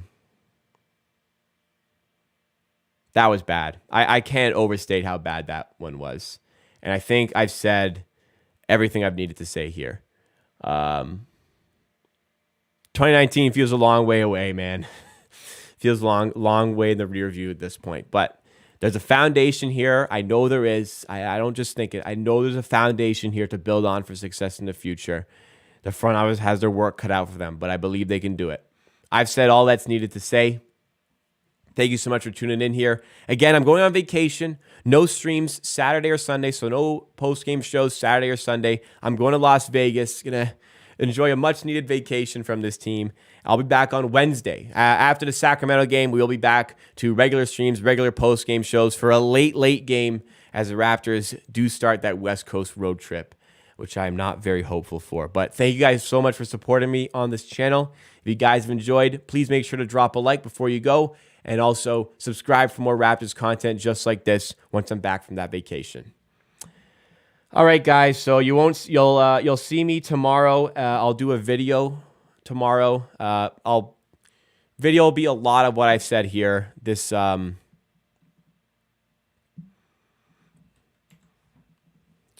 yeah, pretty much everything I outlined in this. I'll go a little bit deeper on in tomorrow's video. This is done. Tomorrow's video will be about similar topics. Tomorrow's video will be essentially done with the season. If you don't want to see that, I understand. If you want to see my thoughts, maybe I have some newfound opinions. That's also cool. But this is a sad one. This is a sad one, guys. All right. Appreciate y'all a lot. I wish I was in a brighter mood. Appreciate y'all a lot. Hopefully see you at the video tomorrow. If not, I'm back Wednesday if the Raptors play the Kings. Enjoy your weekend, everybody. I will hopefully enjoy mine. Never been to Vegas, so I'm very excited for this. And again, this is going to be a much-needed break. Thank you for the well wishes as well.